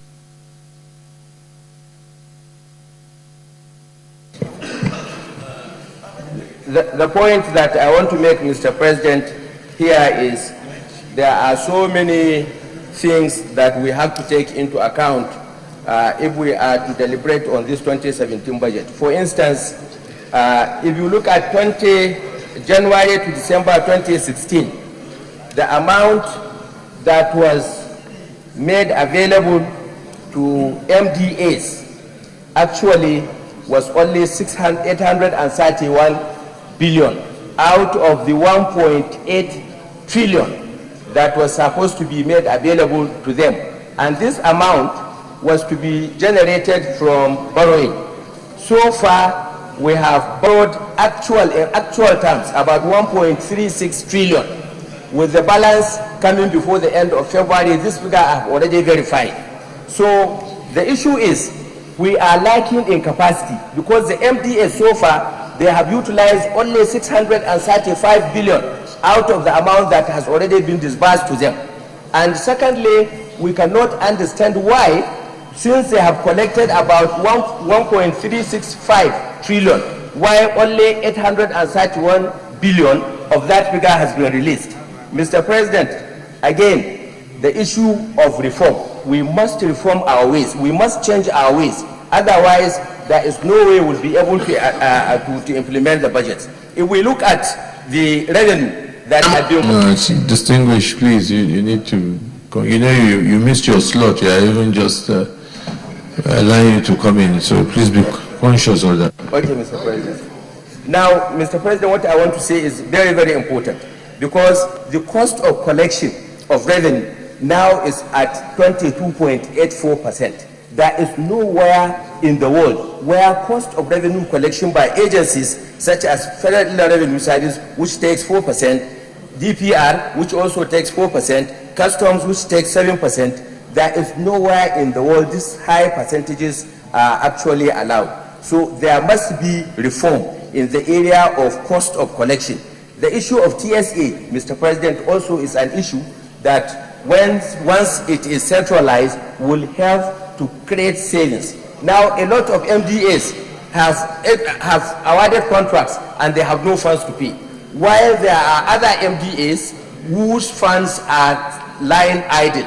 There are MDAs that have been given billions and they have capacity to implement only about 2 to 7%. So it is important that we also look at the issue of TSA so that it becomes really a single treasury account that encompasses all MDA, multiple TSAs that are presently in existence. This is what is happening in France, in UK, in USA, New Zealand, they all have this central account for their MDAs. So I can't see any reason why, Mr. President, why in Nigeria we cannot adopt the same system in order to improve our... Thank you, Senator Mustafa Bukar.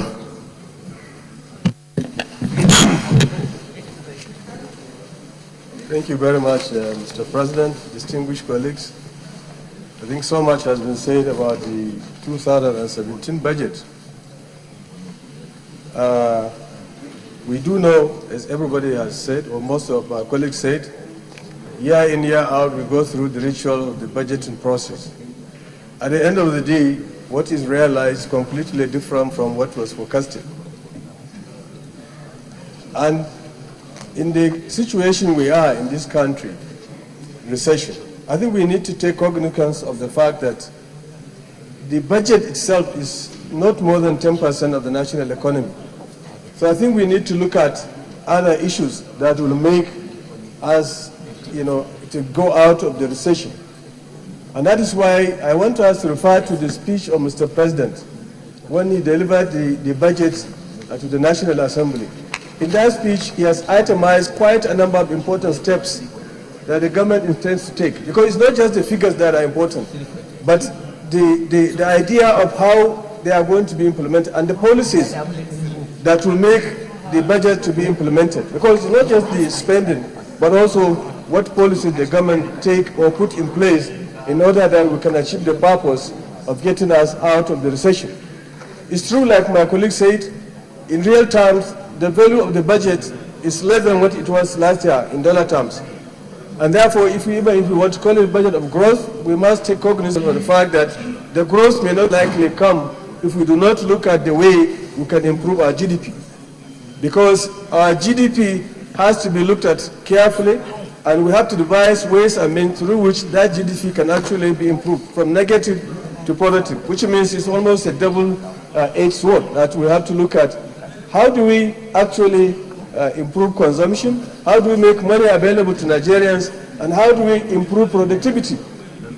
If the real terms of the purchasing power of the Naira is not there, then it means we need to have more money in order that we can actually implement those budget aspects that are needed in order for us to move forward.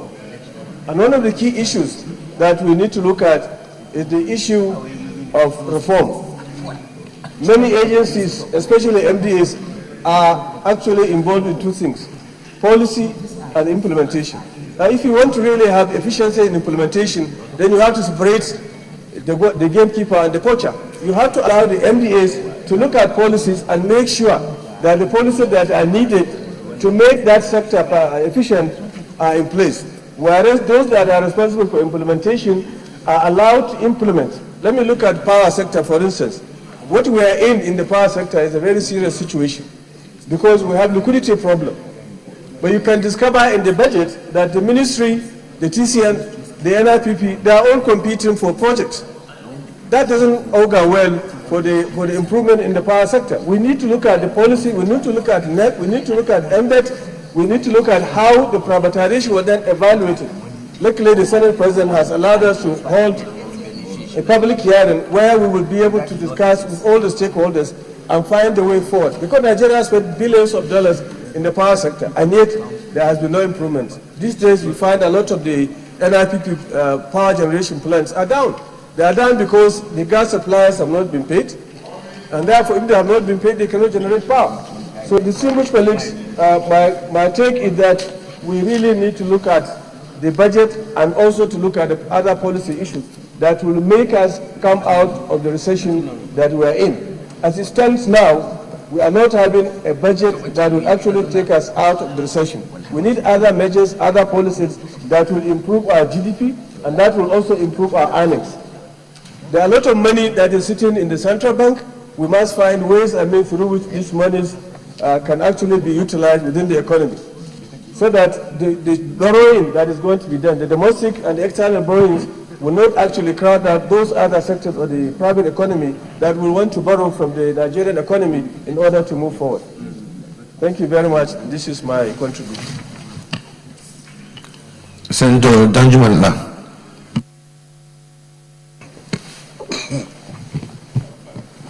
Thank you, Mr. President. My distinguished colleagues, It is my pleasure to comment on the 2017 budget.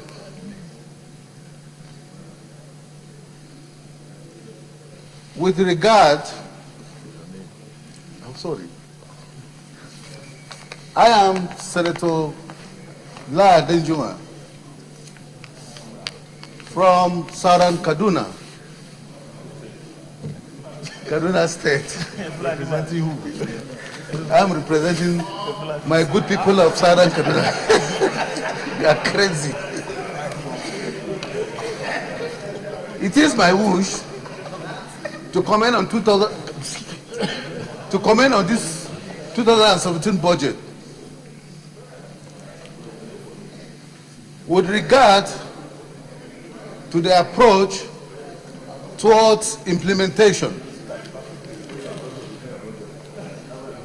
I am with the mind and with the feelings that all budgets that we have been mentioning all years have not been implemented in the right way.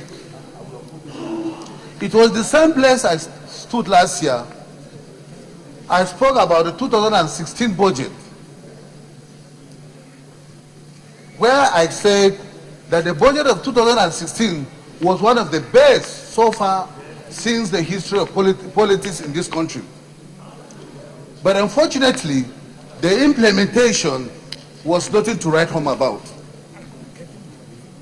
We talk about promotion of economics diversification. We don't have to rely mostly on oil. We have to diversify in order to have other resources that can be able to solve the problem of this country.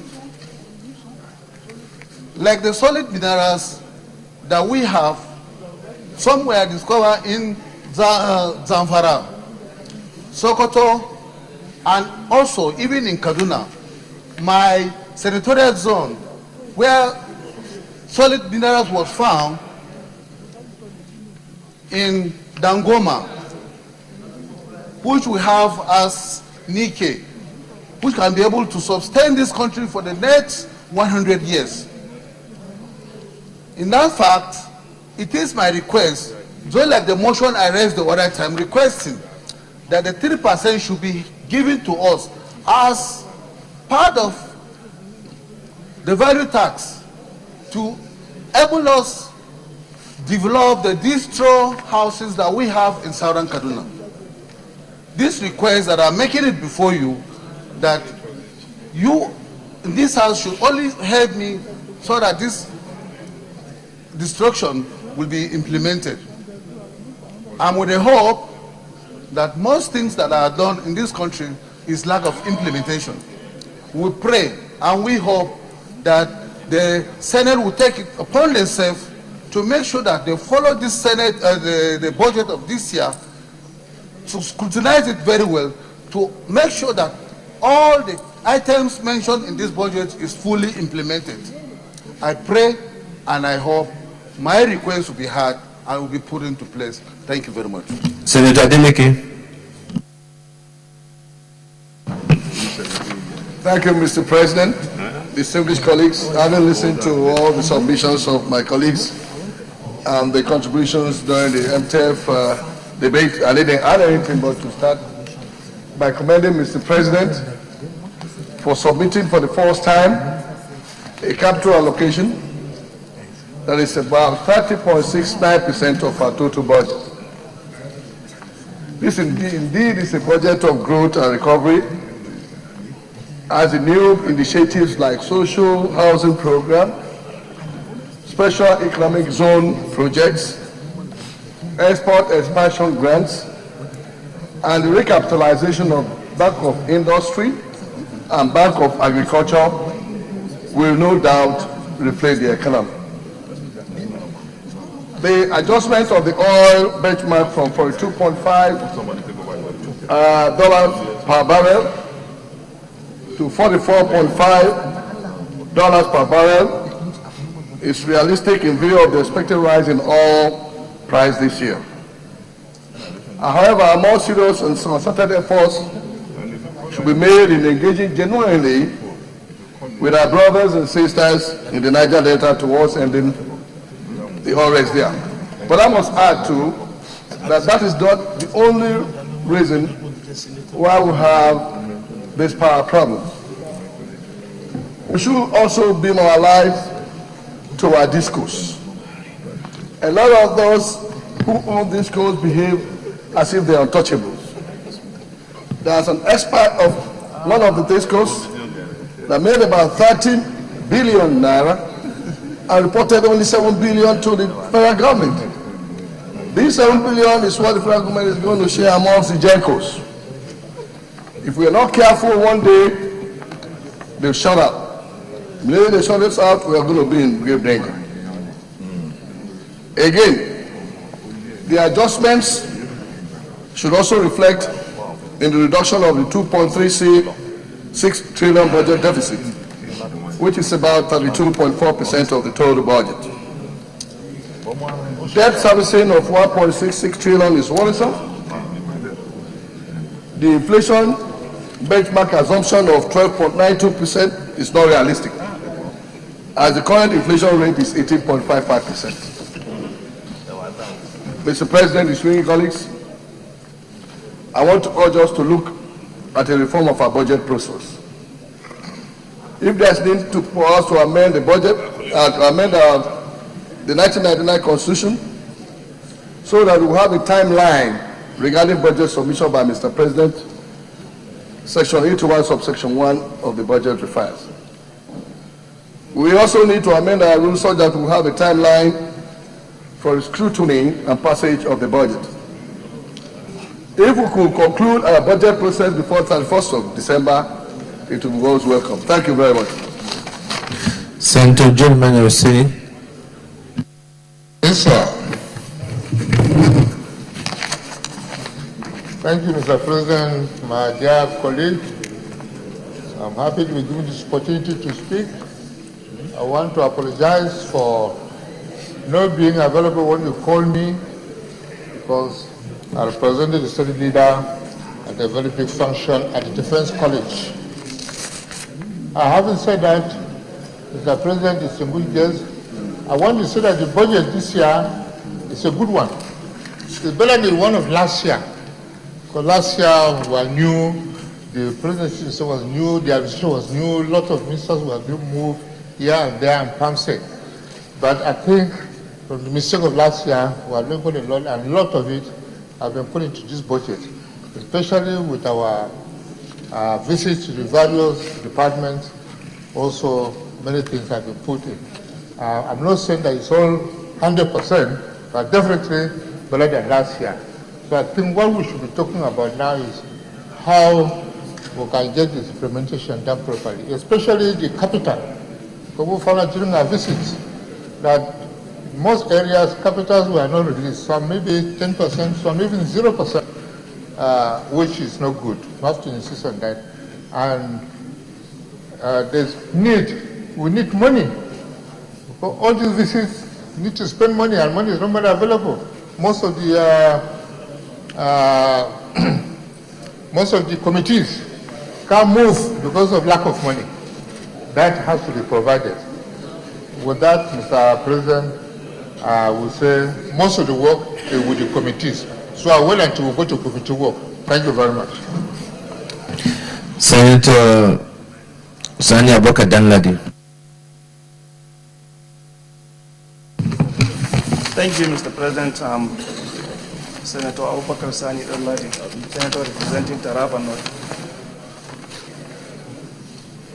Mr. President, I have only two issues because of your time. Mr. President, I have noticed that the budget allocation to the new Partnership for African Development, NEPAD, was 700 million naira. In 2016. Yet, in this 2017, the budget is still the same.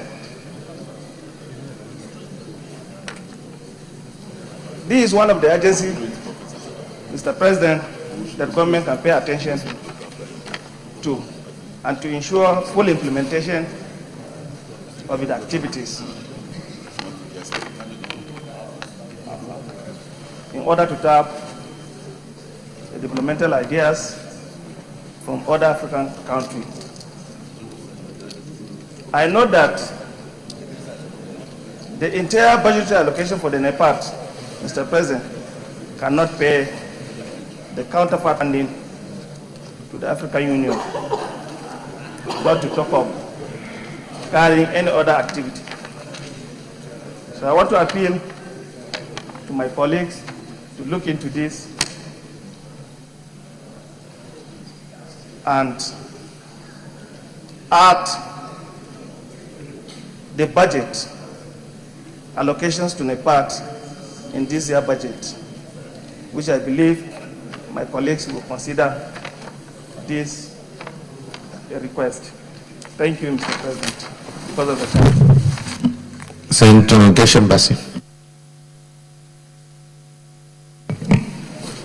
Thank you, Mr. President. My name is Gershom Bassi, Cross River South Senatorial District. I want to apologize for missing the first slot, but thank you very much for giving me this second chance. This budget is termed a budget of recovery,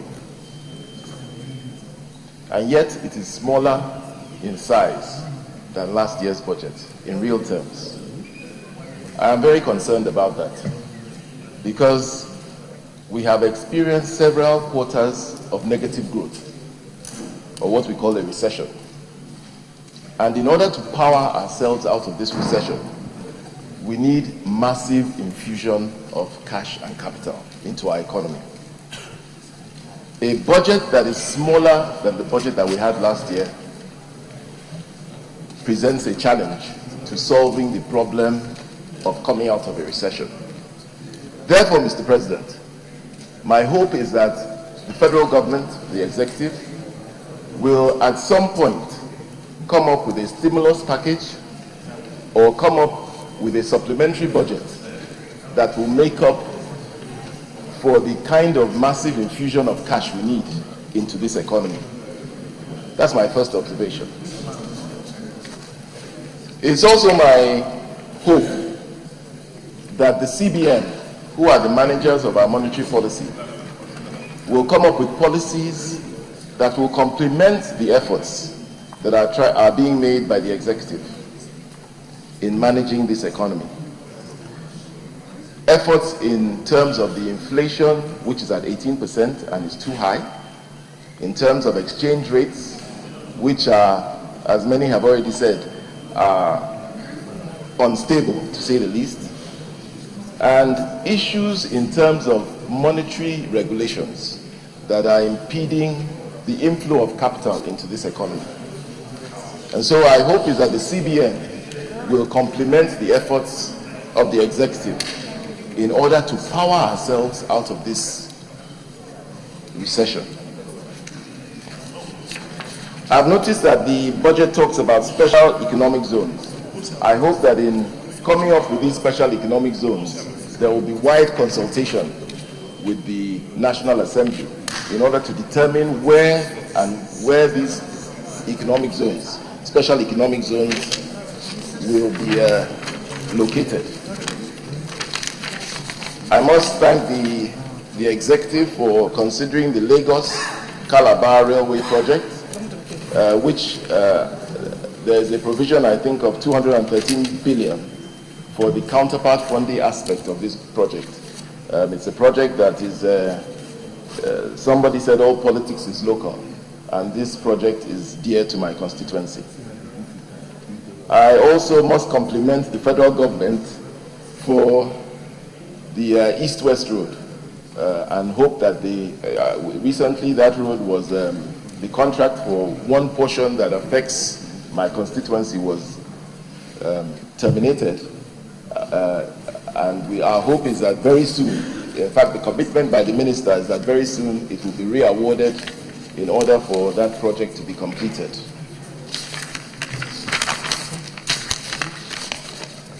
Finally,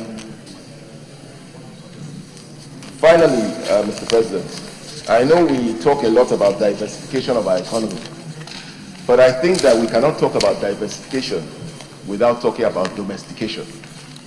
We have had an oil and gas industry for, I don't know, since 1959, which has not been fully domesticated in our country. And the losses that we have had in terms of outflows of capital from that industry have been enormous. And therefore, our hope is that as we talk about diversification of the solid minerals into the solid minerals industry and the agri industry and so on and so forth, at the same time, we will talk about domestication of those industries, not forgetting the oil and gas industry, which today, local content participation is probably less than 15%. On that note, I want to thank you and yield the rest of my time to the timekeeper. Thank you very much. Senator Ogimbe. Thank you, Mr. President, distinguished colleagues. My name is Senator Ahmed Ogimbe, representing Kogi Central Senatorial District. Mr. President, thank you for giving me the opportunity to speak on this 2017 appropriation bill. Mr. President, distinguished colleagues, during the presentation of the appropriation bill, it was tagged Budget of Growth and Recovery. Having perused the bill, Mr. President, there is very little to suggest that it is indeed a budget of growth and recovery. Mr. President, it is alarming that the 2017 budget of 7.29 trillion naira is substantially going to be funded from loans and borrowing, amounting to about 2.32 trillion naira from both external and local borrowing. Mr. President, this represents about 30% of the total budget for 2017 appropriation. Mr. President, I am bothered about this budget of 2017. We have problems in every sector. We talk about diversification. I have not seen anywhere in the budget where diversification was taken very seriously. For example, in Ajakuta Steel, the provision of only 350 million was provided for capital expenditure in Ajakuta. And this is a sector that has the potential of revamping the economy of this nation. Mr. President, this sector can provide over 3 million jobs, both indirect and direct jobs. Mr. President, this sector also can save over $4 million US dollars if this sector is put to use. Mr. President, no country can achieve industrial economic growth without steel development. Research has shown that 98% of all human, industrial, and economic activities are hinged directly or indirectly on steel, ranging from road, bridge, rail transportation, agricultural implements, oil drilling, production equipment, automobile industry, and shipbuilding component. Mr. President, it will interest you to know that after 57 years of independence of this nation, this country have spent 3.3 billion US dollars every year in importation of iron and steel. And all is needed to revamp Ajakuta is less than 5 billion US dollars. Mr. President, it amazes me that even in 2017 appropriation bill, 4.2 billion naira in total was budgeted for Ajakuta, And 3.9 billion out of the 4.2 billion is for the current expenditure. Mr. President, where do we go from here? If we have to revamp the economy and we are running away from putting money in an Ajakuta can provide, like I said earlier, over 3 million jobs quickly. Mr. President, I would like to advise the executive that they should do what it takes, because in an economy where the current expenditure is so much than the the capital expenditure, Mr. President, I don't think this connotes any economic growth. Mr. President, I would like to advise the executive to do whatever they can to reduce the current expenditure, so that whatever money we can put in the capital expenditure can assist us in growing the economy. Thank you very much for the opportunity.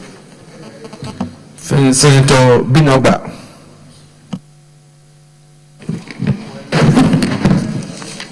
Thank you, Mr. President, my distinguished colleagues.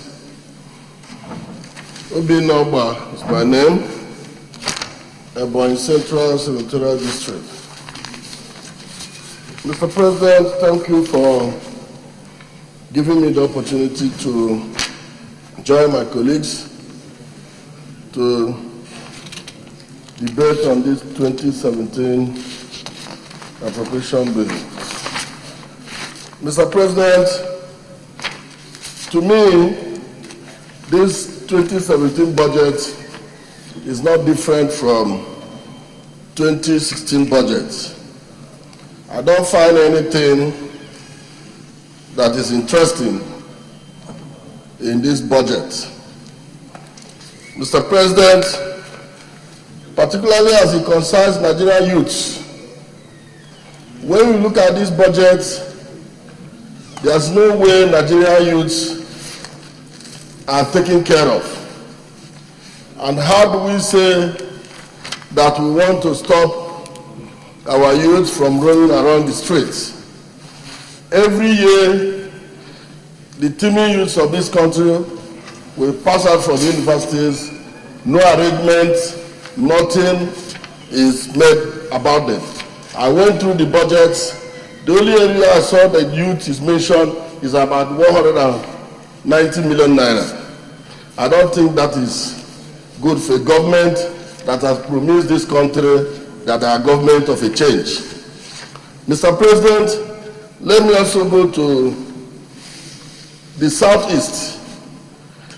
I look at the Ministry of Works, Power and Housing, that has had a total of about 400 and something billion naira. When we look at that ministry, the whole Southeast got 14.8 billion. And that is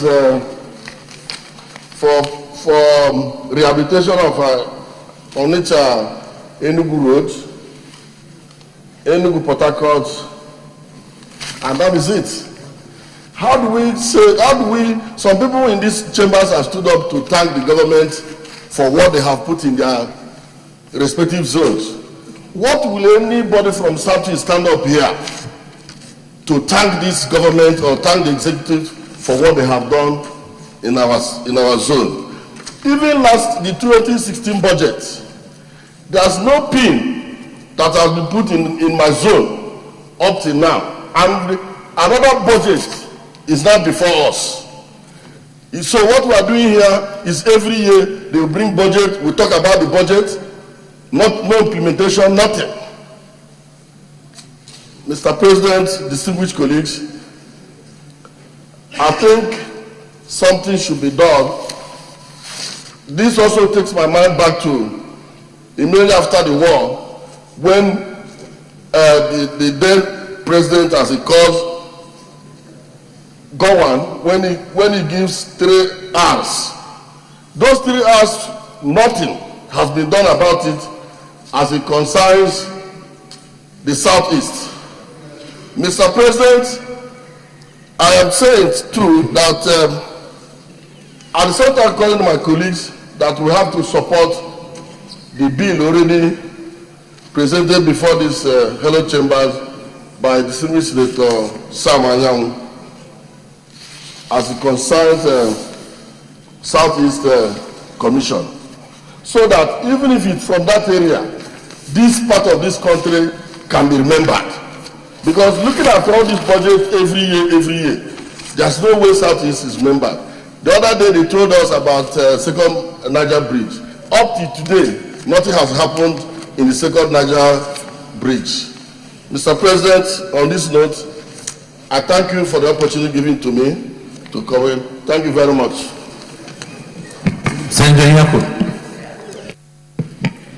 Thank you very much, Mr. President, for this opportunity. Last year, Mr. President, we came here to discuss this budget. I have two statutory bodies that are under me that do deal with the IDPs, NEMA and the Refugee Commission. Last year in the budget, NEMA was given just about 1.4 billion, while the Refugee Commission was given about 2.4 billion. In a budget of about 6.077 trillion. This year we have a budget of roughly 7.3 trillion, and NEMA has been given about 1.3 billion, while the Refugee Commission has been given about 4 billion. This money is just too small with regards to the IDPs. If we agree that a whole zone has been affected by this insurgency and a lot of people have been displaced, I cannot see the reason why in this budget we have less than 0.05% for IDPs. Last year, when we found ourselves in a very desperate situation, there was the need for our own committee, the Committee on Special Duty, to come here and request for more money. We requested for 60 billion naira more, but the Senate gave us 10 billion naira in addition. Not in addition, but what the Senate gave us was 10 billion naira. We were grateful last year. But when we finally finished this budget and took it to the executive, even the 10 billion that the Senate gave us, they said it was budget padding. And they sent it back to us, so nothing was added. In all, the entire IDPs last year got something in the region of about, let's say, 4 billion. This year, we intend to come back and ask for more, like we did last year. We do intend to come back because this money is just not enough. What we have been given is not enough. Last year, while talking to the Senate, it was very clear and obvious to us that some MPAs that had nothing to do with IDPs had been given money in their own budget to do certain jobs for IDPs. How do you, now the Minister of Water Resources was given money, Minister of Education was given money, and so many other MDS were given money. How do you give such entities money when they don't have statistics, they don't have contact whatsoever with the IDPs? This year again it has repeated itself. Last year the SGS office was given 12 billion as counterpart funding for IDPs. This year 45 billion. When we went for oversight in Maiduguri, it became very clear to us that some of the IDP camps did not even have water, while we knew clearly that this thing had been budgeted for. So, for me, once again, just like we did last year, I believe it is very important that we pull everything related to the IDPs to one particular agency, whether we choose a ministry, a department, or an agency. But for us to have a lot of money scattered in the budget with nobody to carry a proper oversight in the name of IDPs, I think it is wrong. Last year, finally last year, almost there. Last year, I craved the indulgence of this Senate to permit our committee to move the 12 billion that was sent to the SGS office to the Refugee Commission, since they have direct contact with these IDPs. The Senate last year did not agree, even though the Senate gave us 10 billion. Now in this particular budget, I can see something within the range of 70 billion scattered with nobody to carry out proper oversight. And like I said, we have 45 billion as counterpart for them without details. The same thing last year, 12 billion without details.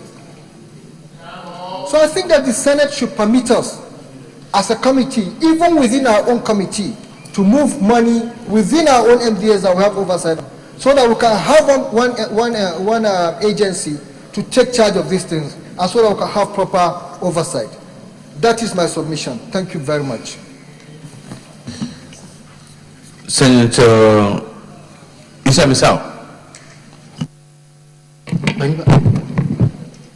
Thank you, Mr. President, my distinguished colleagues.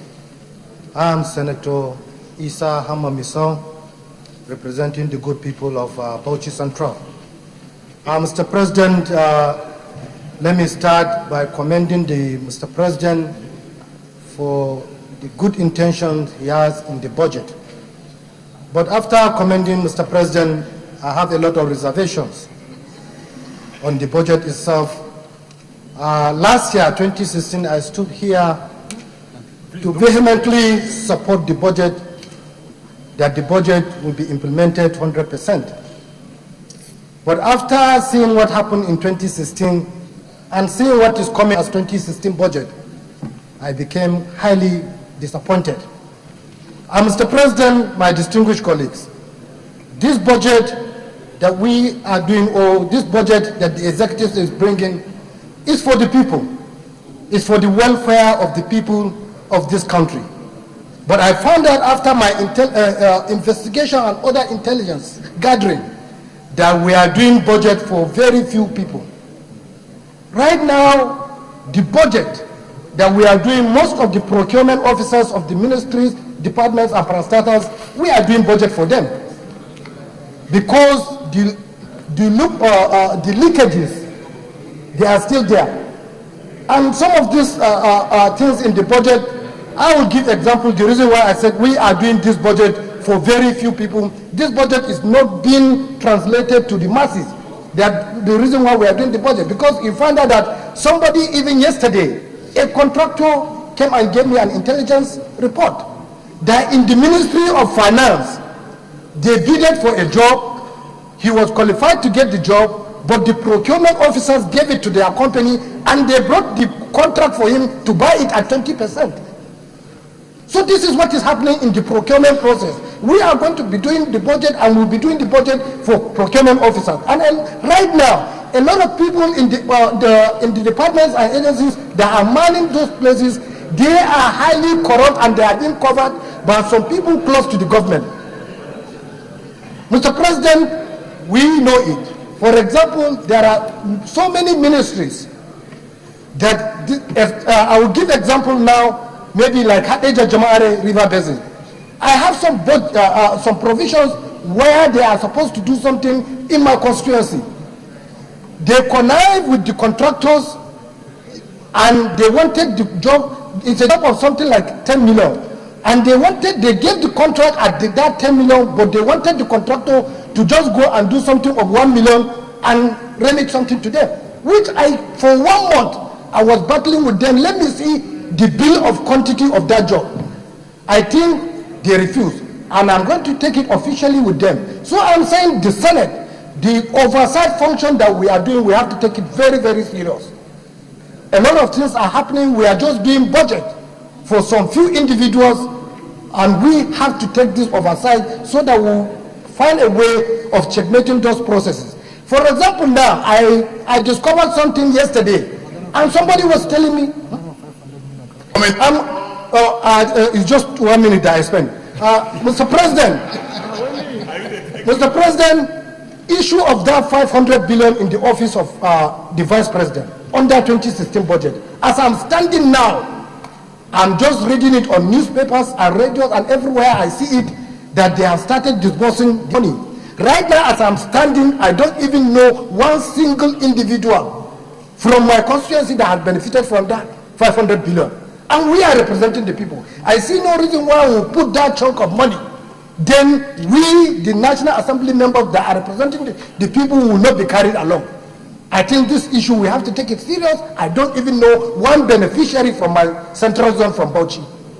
And another thing I discovered yesterday, Mr. President, which I see is abnormal. The president sacked about 4 parastatals, the DGs of parastatals of Ministry of Aviation. 3 DGs left, but the DG of NIMET is still there with 2 DGs.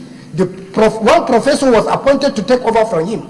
And they are telling me that they made arrangement within the ministry that that DG that was sacked, that he should teach the new incoming DC. I find it very, very difficult. I came from the aviation committee meeting. I said it to the minister, what is the problem? Why? What is? They said because he's highly experienced and he's going to teach the incoming person. And if that person is highly experienced, then why did the president replace him?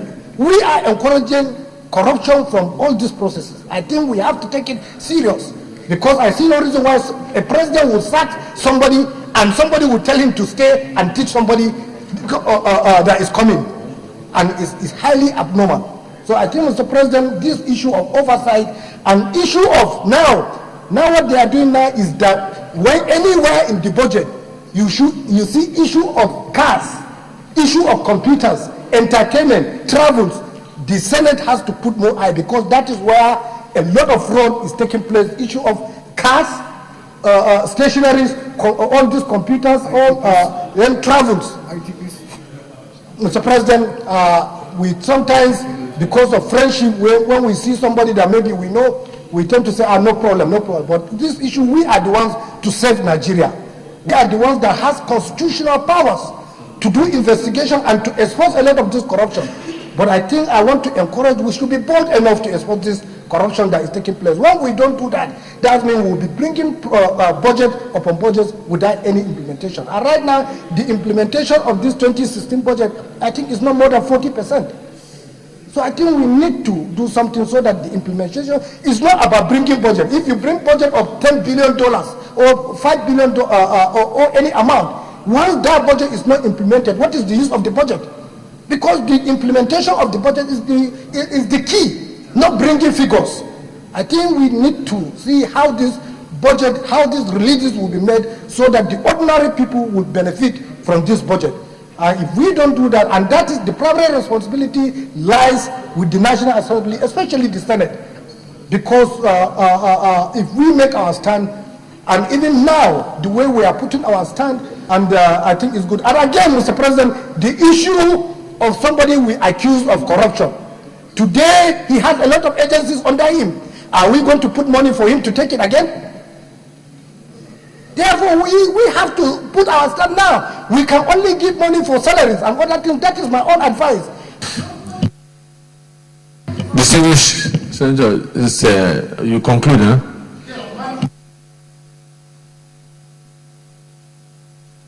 Your mic. Mr. President, somebody highly placed in this government, we have accused him of diverting funds that are meant for people. Therefore, he has so many agencies under him. I think we need to block the budget that is going to that agency until this matter is resolved quickly. Because if we push money for that person and he starts to divert the money again to his personal companies, I think we are not doing this country good. I think, Mr. President, we should take that thing very, very serious. Those agencies under the principal officer, I think we should only give salaries and other overhead that will maintain those things. All these capital projects that are that they are using to divert it to their personal use, I think we should block it. That is my own advice. Thank you. Senator Ndiuba. Mr. President, most distinguished colleagues, my name is Senator Ambiuka, representing Anambra South. Mr. President, I want to thank you. I know I missed my slot earlier. For you to give me this opportunity, I will only have to dwell on maybe 5 points, Mr. President. First of all, is the one that concerns agri. If the government believes that they are going to work on the budget, I think change the economy, I think agri should be one of the first places that they should put more money. For them, putting 92 billion in agri is not enough. And number two, for us to diversify from the oil sector. I'm talking about solid mineral. Giving solid mineral 12 billion, that's not enough to do what they're supposed to do on it. Mr. President, they need to work on the restiveness in the Niger Delta. That way, that will help in the production of the oil, for them to sit down with them and deal with them on what concerns their problems. And Mr. President, the government needs to work on the power sector, because without power you can't do anything. Most of the places you see, like in the southeast, there are people that work on producing things, but they don't have powers to do so. They keep buying generators keep buying diesel. That will not help. The government will concentrate on working on the power sector, and that will help us. Mr. President, I want to dwell too on my committee talk about the Auditor General's office. How can the Auditor General be able to have people account for what they've done if they don't have the money to work? Their budget for 2016 was 2.9 billion. For this year is 2.7 billion.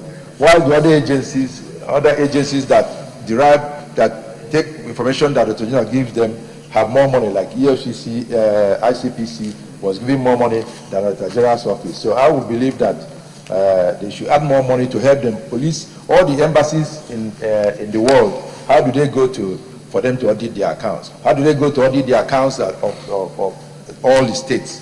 This 2.7 will not be enough. So thank you. And then I will talk about the second Niger bridge, that they gave us 12 billion. They put 12 billion for the second Niger bridge. Well, I thank the federal government for that, but I think more money should be allocated, and they should make sure that that job starts, not promising. We need to see something to happen. Thank you, Mr. President. Distinguished colleagues, I want to thank you all for your comments and contribution. And I would like to put a question. Those in favor that this bill be now read the second time, say aye. Those against, say nay. The ayes have it. Clerk of the Senate.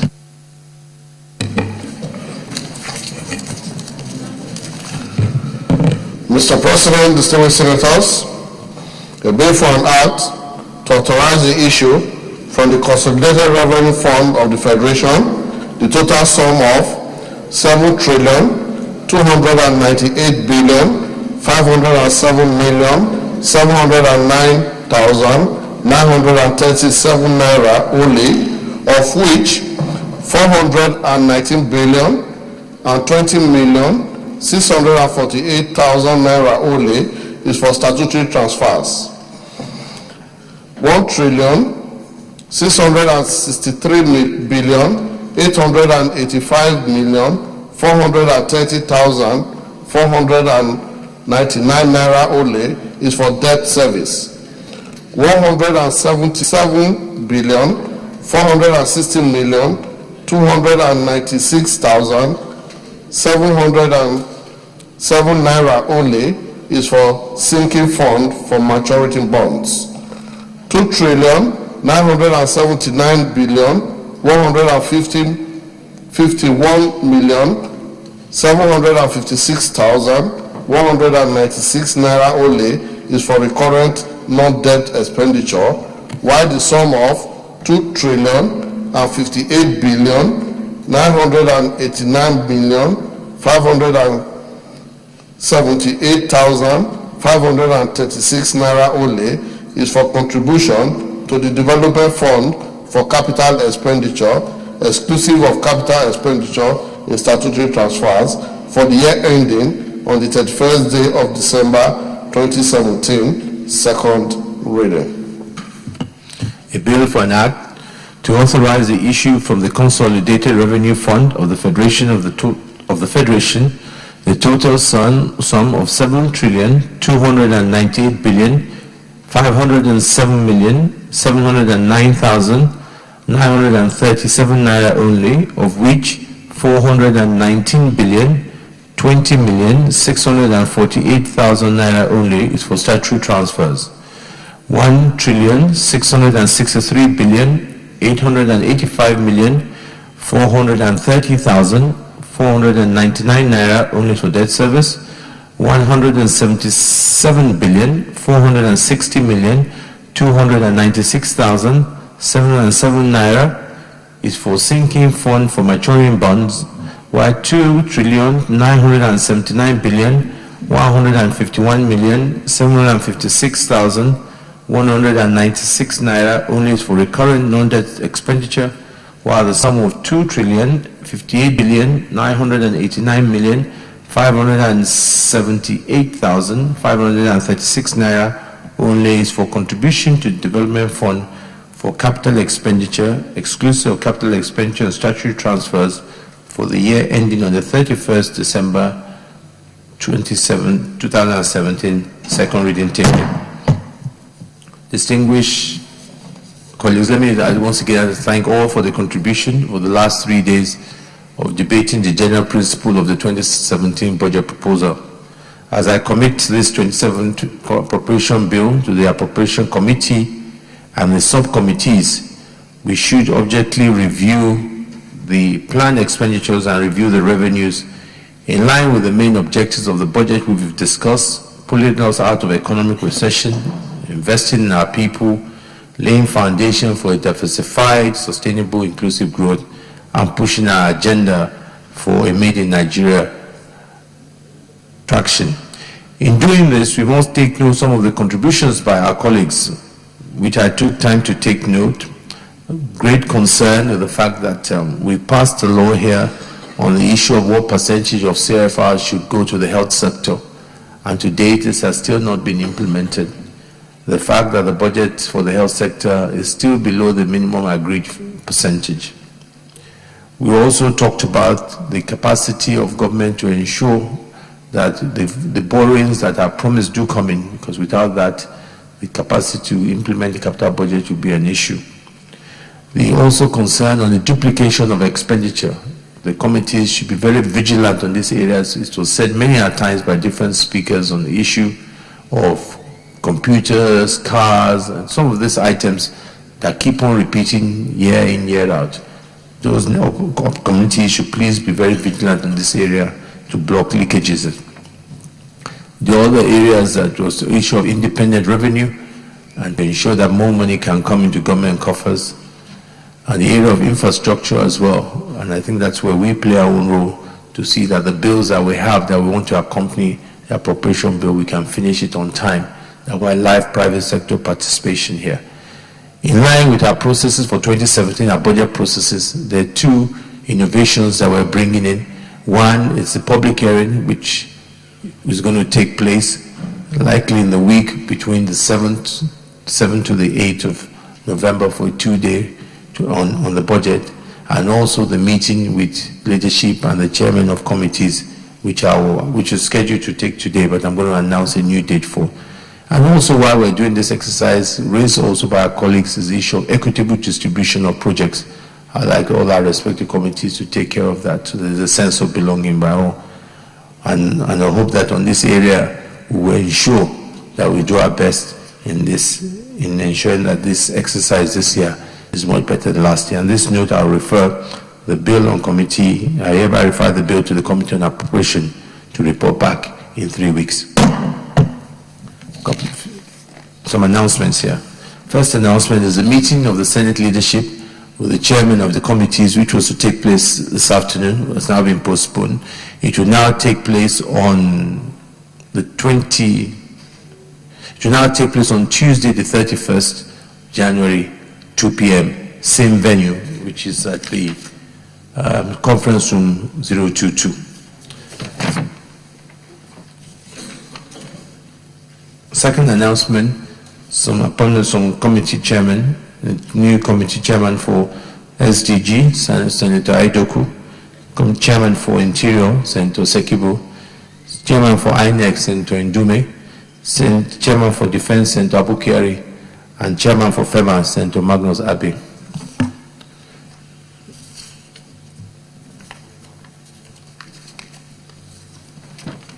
Distinguished colleagues, at this point the Senate is hereby adjourned and will suspend plenary sitting till 21st of February 2017 to consider Appropriation Bill 2017 in subcommittee committees of appropriation.